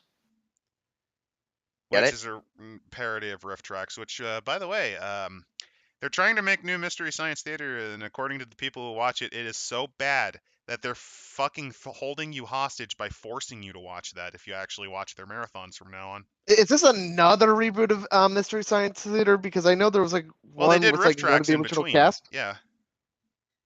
Yeah, because I know they did like Mystery Science Theater again with like none of the original cast. Bad. And so like they have another reboot. I wouldn't be surprised. Oh, this guy's just trying to be funny. Oh, he's trying to be. That's unfortunate. Well, to quote Galvatron, this is bad comedy. Yeah, this is bad comedy. E-readers. Yep. Naked theater. Okay, food and entertainment, because I like my culinaries.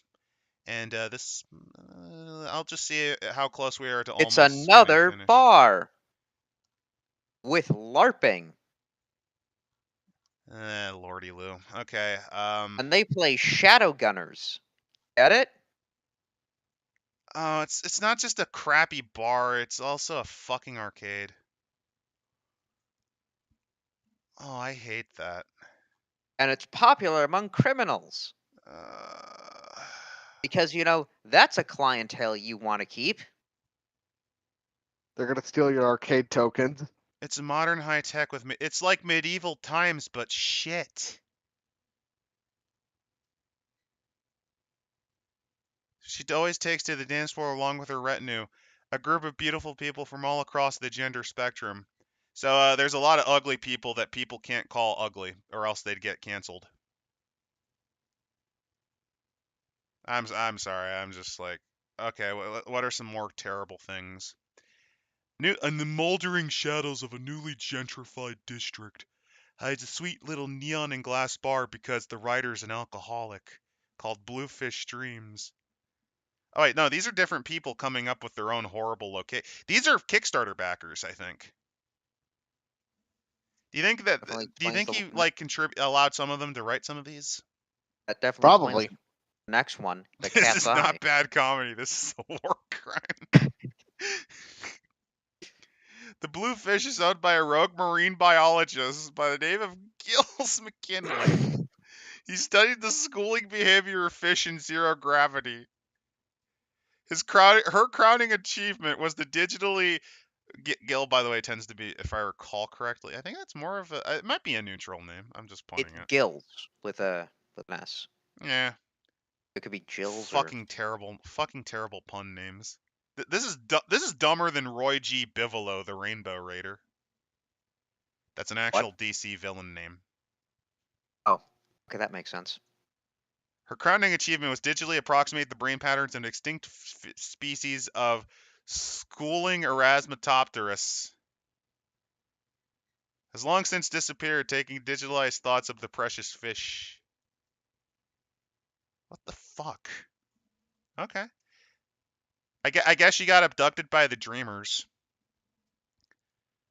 Cat's Eye, stylish queer bar. Queer is just a fancy word that bisexuals and gay people use to get more attention because they're so passé in this current year. It is literally used by them because they're terrified of being deemed irrelevant and uncaring because they're just men. Ugh, Oh no. men. And it's got its old school charm with critical race theory televisions and neon lights. Critical race theory television. Fucking modern day Help is maybe me.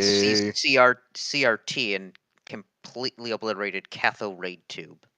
Yeah, Help when I me. think of when I think of CRT, I thought that is it like a crappy television they found in a dump filled with cockroaches? Yes. Though its aesthetic is a love letter to technology that built it, it definitely leans towards retro chic. They hold Kitten Mix, where they host new musical talents, comedians and poets, and karaoke night. This is the place you go to when you want monkeypox. What the fuck is with these people and cats? because They're more the obsessed with cats than the fucking Egyptians. because because cats are so easy to maintain. The limited food menu is traditional British and Irish cuisine, so fags and peas then, huh? Oh, Jellied eel pie, shepherd's pie. There's a bunch of, and by the way, fags and peas is an actual British meal. yeah. It's a type of, I forget exactly what they are. I think it's like a type of meat gotta scrap thing. I know, but that's the Yep. only way we can get away with it. We have to get an authentic Brit to confirm this for us. Wide selection Right, of somebody- beers, ales, and spirits are imported all around the world. So this is a gay British pub. All right. They wouldn't have TVs though. If you can't find Morgana herself behind the bar, you'll be served by Kim, her self-proclaimed android apprentice. 10% of their goes to the Stardust Society, a charity that offers support for displaced and vulnerable people, so they can be human trafficked, I guess. I'm just guessing. My brain is hurting. We're almost done with the chapter. Thank Christ. The Can ghost we let this- market. It seemed as completely random. Somehow hungry customers magically appear, and regulars know why. All you have to do is follow your nose. There used to be permanent neighbor market all over Grand Cross. When police started cracking down on unlicensed vendors confiscating stalls, many of the largest stalls were relocated. You got a license for that. The last non-sponsored open-air night market only survives because it's mobile. What about the one in the Malaysian area? There's several of them in the Malaysian area. This dumbass didn't fucking consult the other guy who wrote that. This PlayStation has so many cats a toxoplasmosis plague could strike at any moment. That's actually part of the Dreamers' plan. They want everyone to be addicted to cats so that the giant tiger robots can kill them with impunity.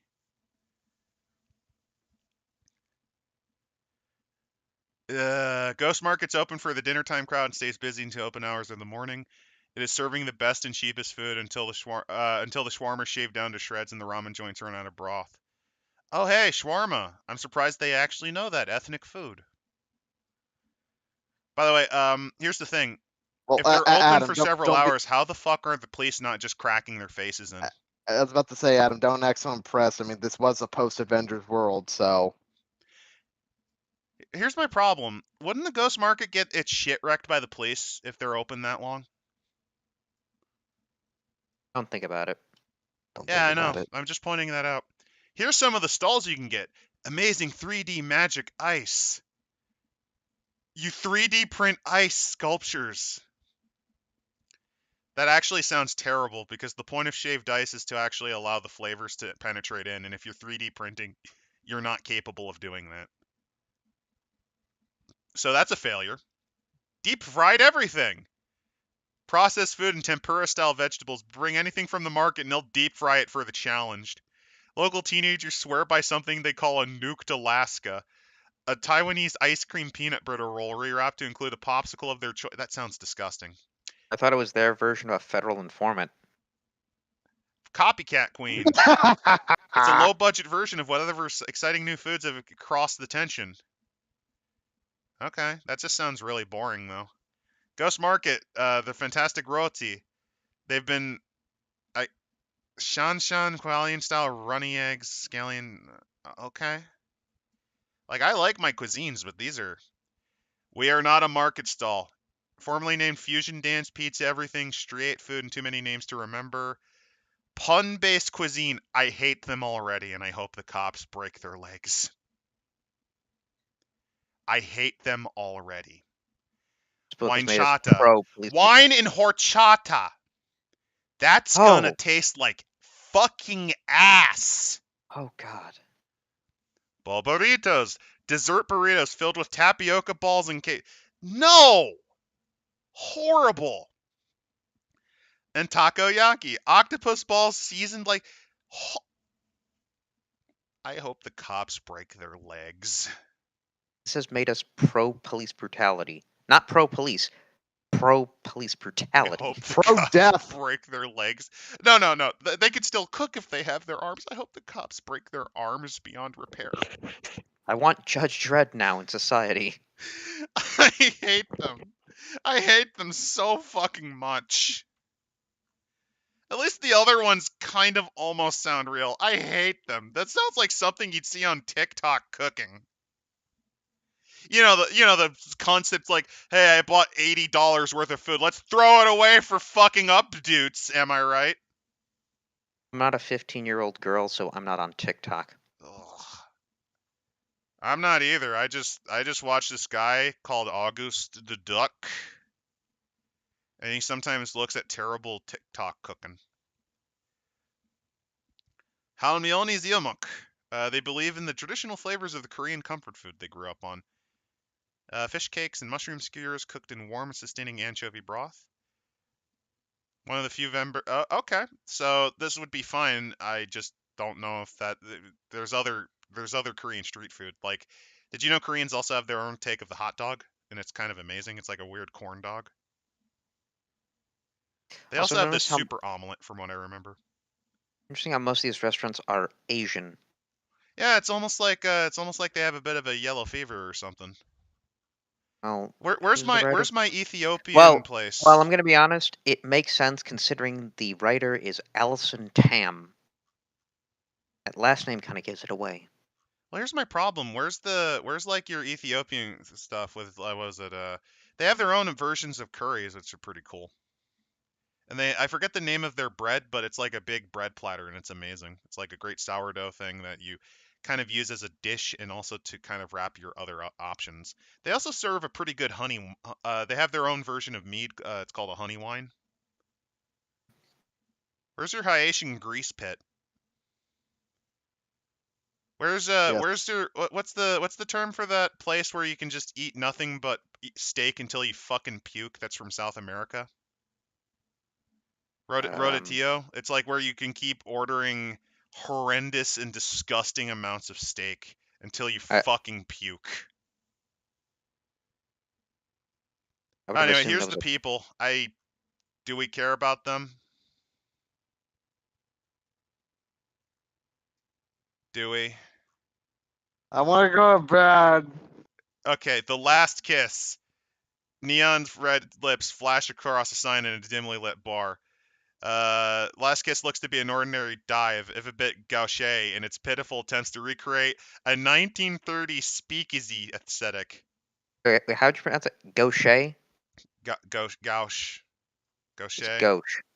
Gauche. I can't speak French. It's French. I mean, I can't speak Mexican. It's a pathetic language anyway. Yeah, Rode is awesome. You can eat so much. You can eat so much meat. It can make Jack Scalfani stroke out. But no, Oh. it's genuinely well cooked. Oh, no, something else. The person who runs this, Chris Delacroix. No, Delacroix, I think. I don't It's speak French. French is the devil's Latin. Let's be fair. It's a The Spaniards mix. had it correct. It's a mix, Delacroix. Not a Mr. or Miss. They are tall and gaunt, androgynous, being bald and prone to wearing gaudy, jewelish, and lavish makeup. Help! Oh God, I can picture that. Help! I think we killed God. Some have suggested the sharp canine fangs in Delacroix's mouth are more than mere cosmetic enhancement, and that the bar owner is actually a vampire. Ah! Oh no, it's a Ventru. Hey, that's my birth language. I'm sorry, French is the devil's Latin. Yeah, I mean, English has that problem as well. Don't feel bad. At least you don't sound like you're constantly about to have a stroke and/or hernia, like if you speak German. Germans are the angriest language in the planet. Although you has the best insults on the planet too, because you can just fuse words together. Just for me with the French, it's the fact that the X is just not pronounced. Did you know it's right one there. of my favorite insults in German is actually the term brain denier? Like you don't even have there's also single-celled organism. Interesting. I assume it sounds better in the. It does, native because it's language. like Einheitsorganismus or something like that. Because it's in one word. When you insult someone in German, it's one word. One specific word. They also have a word specifically for second-hand embarrassment. Fremdschämen. Fremdschämen. And there's also Schadenfreude, the enjoyment of others' pain. The launch pad, nestled in the heart of because I don't want to deal with the person who's probably on a government watch list. Actually, hold on one sec. One last thing. The last kiss doesn't discriminate. The only banned clientele are corporations and cops.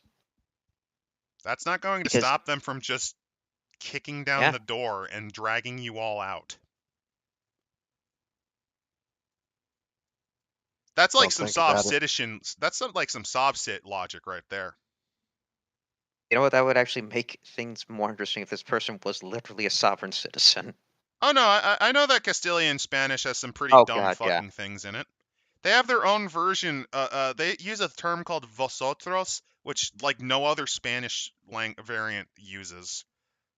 Vosotros is almost never used. It's for me the problem with language. Why do you have letters that you don't pronounce? Well, you see, that's I think my mean, reasoning. every language has it, but it just why? Yeah, why did you add a P to pterodactyl? Why? Anyway, the launch pad, it has a red neon door, and it's a karaoke bar. I know it's a bit of a stretch, but now I'm thinking penis dactyl. That's what it means. Well, anyway, the bar is host to drag nights, epic holiday parties. I hope that encourages the old and new. So I'm already a little bit alarmed. Armed with cotton candy cocktails and an open door policy. Oh no. Is this a place where the space BBC shows up? To rub shoulders with it is. It's a human trafficking center, huh? I always know where that Stephen Fogel goes now. Oh no. It even has cotton candy cocktails designed to obscure the alcohol for the new clientele. And it probably has a back or at least an underground area that you don't get in unless, the right you're in people. the know. Look, I'm not saying that the launch And pad then launches the other one. many failed careers. Mama's Restaurant. It's a hard and shadowy on the outside, warm and inviting on the inside. So this is in the basement. This is like a hobo commode. Specializing in multicultural comfort food to appeal to all citizens, the restaurant's overseen by the eponymous Mama. Their origins are a mystery. On purpose, should anyone ask directly. Cantankerous narcotic vapor from the E-pipe Should someone come to them in need, she labors tirelessly on their behalf, offering sanctuary in the otherwise uncaring station. So it's basically a soup kitchen. It's a soup kitchen where you're expected to pay at least the cost of the resources, it looks like. That one's okay. I don't hate that one. Neon Low. A Wild West saloon drowned in neon. My eyes Ugh. hurt. Oh, So is this why? a gay cowboy bar from Vegas? I hope they sell pudding. I hope they sell pudding so it can fulfill the perfect independent movie of gay cowboys eating pudding.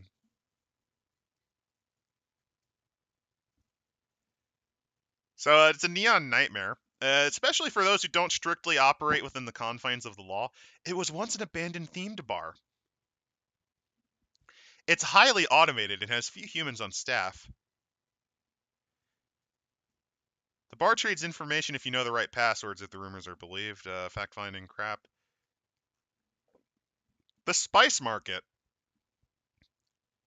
Premier astrobotanist. As a spice merchant, though the ring was a success, the food it produced was fairly generic and left much to be desired. Wanting a taste at home, they set aside one of the cylinders to grow spices for personal use. So this is just where you go to get your seasonings.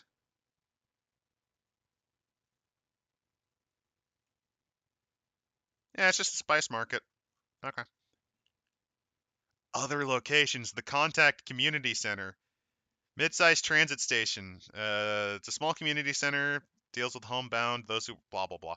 The data dump. Modern age creates a lot of electronic waste. Once the good stuff is picked over and salvaged, what's left makes its way to the data dump.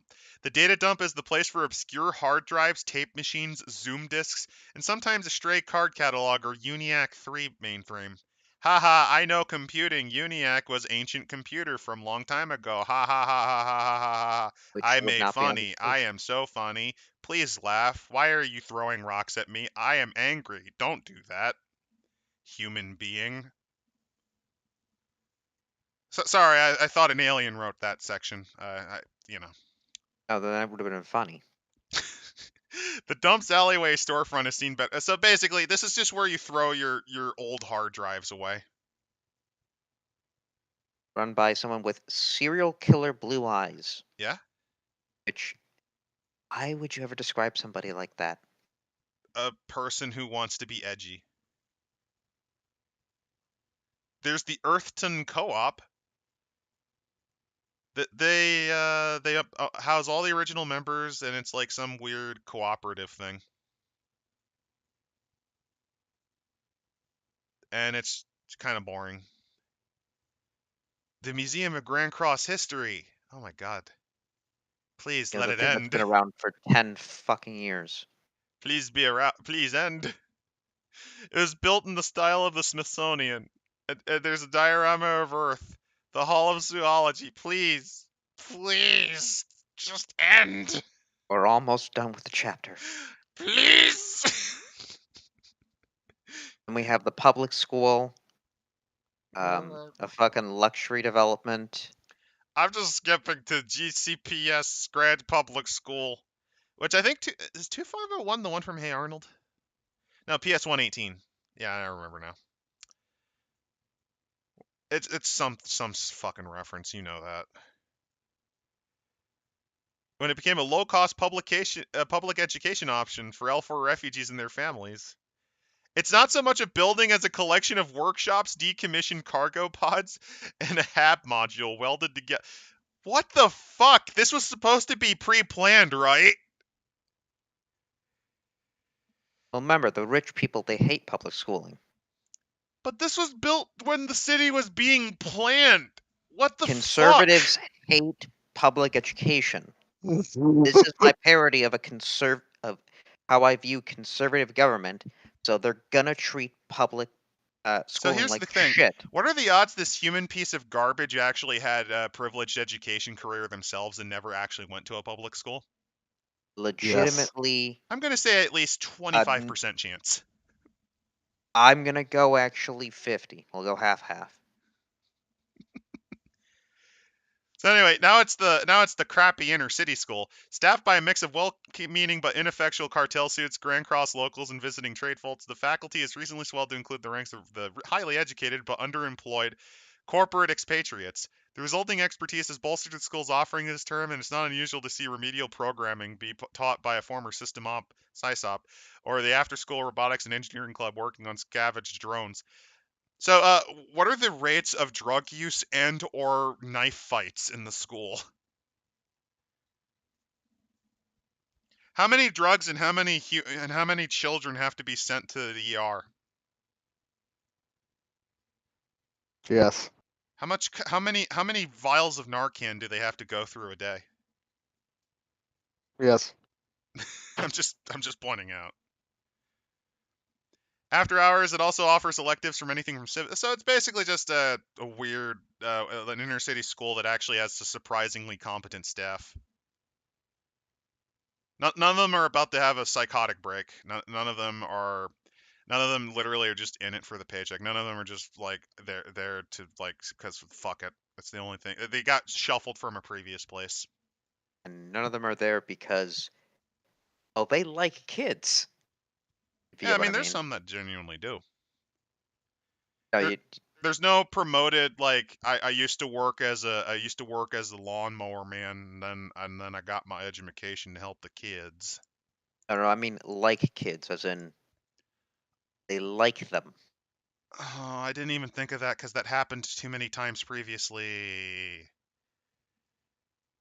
So anyway, here's the Horizon Towers. It was extremely luxurious in design. Base of the structures been repurposed to supply growing Okay, so now it's agroponics, I guess. It's a squatting place. Oh, they're just squatting. I don't know, something. My problem with that is, what's to prevent? Like, here's the thing: what's to just prevent horrible amounts of police brutality? It's not. It's not like the point though of this game. It's like, oh, look at all these horrible police. Now you get to stop them. Yeah, I but think like, that's the point. because at any point they could have shut that shit down. No, the point is so that the heroes can beat up the police brutality people. You're overthinking this, Adam. Probably. Oh my God, there's still more. Please. Yes, cease and desist, please. The Java. Fuck your cafes. It's not a cafe. Local internet cafe. It is a cafe. Fuck. Fuck you. Fuck you. Fuck you. Is this where we should call it? We've been almost going on. We have like 2 more pages. I know. Damn I it. want this to end. Damn it! Get me out of here! Damn I'm gonna it! go quickly. Okay, internet Love cafe. machines. It's a porn place. Android brothel. Looks like another fucking Is it another bar. fucking maid cafe? No, it's a fucking library. Sorry, I got confused. Plato's Cave, a fucking arcade. People's Clinic, a fucking clinic. And then I like how the we're moment you done. saw it was an arcade, you were like, "Fuck this." We're done. We're done. We end on this chat. We end on here. Here it is. Here's a bunch of assholes. Fuck them. They can go fucking die in an orbital explosion in Minecraft. Like how it nearly took us 4 hours to go through a fucking chapter? It is a nightmare. We went through, what, 60 pages? Help! I'm too brain dead to find Becky. There you are! Ah! And the next is the corporations. I feel only death. I feel I'm like so angry. I have no feeling Then left in my foot. characters. Ah! Is this worse than Chalt? No, because there's more. I don't know. There's more thought put into it. Oh God, is this better or worse than Schalt?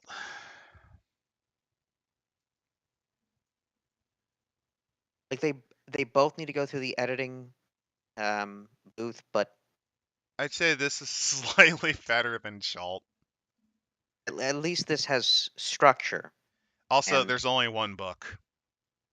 only references, does not literally rip off verbatim. also is not a means to insert someone's fetish. There was a couple segments I kind of liked, like the Malaysian area, because it wasn't just bar, cafe, weeaboo bar, maid cafe, fuck the robot, human trafficking site, crime scene number 2, bar, arcade, bar, Anal rape alley. a road where we try to show cars bad. So now that we've learned about all the districts, are you excited to venturing out into this wonderful setting, Oh, guys? oh, Oh, we've gone over this for hours. Why do you think we would even want to do this? Blunch well, time. guys, think of all the cool cafes we could go to and have quirky adventures in. Blunch time. What about you, dear viewer? Which exotic location would you want to go to on Hardwire Island? Blunch time. I can't stop. Oh God, are we gonna do this next week? I say as the creator of this run of nightmares. Can we survive next week? I don't think so, which is why I'm going to preemptively kill all of you so we don't have to do this next week. No, Yay! no, put your hand away from that beam gun. So now that what was the game about again? Something about freedom? Because all I just got from that was cafes. Cafe They made didn't even by have like a CD. They didn't even have like a fucking like. Sure, they said all this shit, but they didn't like do like cool stuff like like a fucking mall or like a. No, they did malls. They did a bunch of Oh, them. they did. They did No, a not like a bunch mall. of them. I meant to say like an abandoned mall. I mean, Morgue. They talked like about a few of them, but they didn't do anything with morgue. them. Made. Okay, so Vash wants to go to the cafe maid bar with the maid gay Jew robots. Not a bad idea. Jim Jones wants to go to the morgue, which is where They you'll don't find have us. any. They didn't actually have any. They have no morgues. What about like a space observatorium? You know, wouldn't that been cool too? They have a Like all couple this space museums. all this like sci-fi shit you could have done, but they didn't. It's yeah, no, this is just their stupid utopia. Like, where's your weird microgravity research center designed to try to find ways to build better structures in people? Where's your genomics research lab designed to do things like repair damage to genetics and to remove shit like Parkinson's disease from our genome? Here's an easy one. Where's like your mass production facility owned by the cold-hearted capitalists where you can have cool gunfights in? Maid cafe morgue bar. The Make Cafe. That does sound like a nice like an exotic location to go to. Is it called Blunch time? That's actually the side hustle of lunchtime. Where do you think they get the meat? Where do you think they get the hamburger meat? Burger Kong. They couldn't even come up with Burger Meister. They couldn't even There's a think big of something typo that there. clever. So it's been we've been doing this for 3 hours, and Three it and a already half felt like hours. it feels like it's been 3 years. We've been doing this. Is what it feels like. With all just all this shit. This is probably the worst episode I would want to say. Just fucking Adam reading the goddamn Urban City plan out. This is No, something I that think the ADF worst episode still goes to Fuck World, which is our This- 6th this- episode. This is a fucking space station designed by ADF. Is how autistic everything was. No This is- roads though, so it probably wasn't made by him. This is the worst designed space station because it's so boring. There were points where his cuntishness as a writer couldn't escape, kept escaping, and made you just want to I don't know, police brutality him in Minecraft. I also hate to send it to you because there's no Gundams in it. It's in space and no mechas, so fuck you. Yeah, they have sentient robots though. They let them live in the sewers like goblins, and It's a sentient robot piloted by the mind of a snail. That's not cool. Plot twist: the station's a money laundering scheme. Oh no, Ipsit's reduced to just typing lunchtime. I just needed to put that there for posterity's sake. Lunchtime. All right, so yeah, you'll find us in the. Speaking of morgues, that's where you'll find us next week because we refuse. It's Morgan time. Yep. No, next week, I'm tempted to Something crack better. open something like Cadillacs and Dinosaurs, or Yeah, can we get something good? Something that doesn't bore me and want me to kill myself? Please. So next week will be Cadillacs and Dinosaurs, finally. No, Isn't that an I arcade swear. game? Huh? That's not an arcade game. That feels like an arcade game. Oh, they made it into an arcade game at one point too. It was like a big multimedia project. It started in comics and then it got into tabletop gaming and actual video games. So yeah, next week we're gonna do Cadillacs and Dinosaurs because fuck this. We spent 3.5 hours and my brain ain't ever gonna recover from that.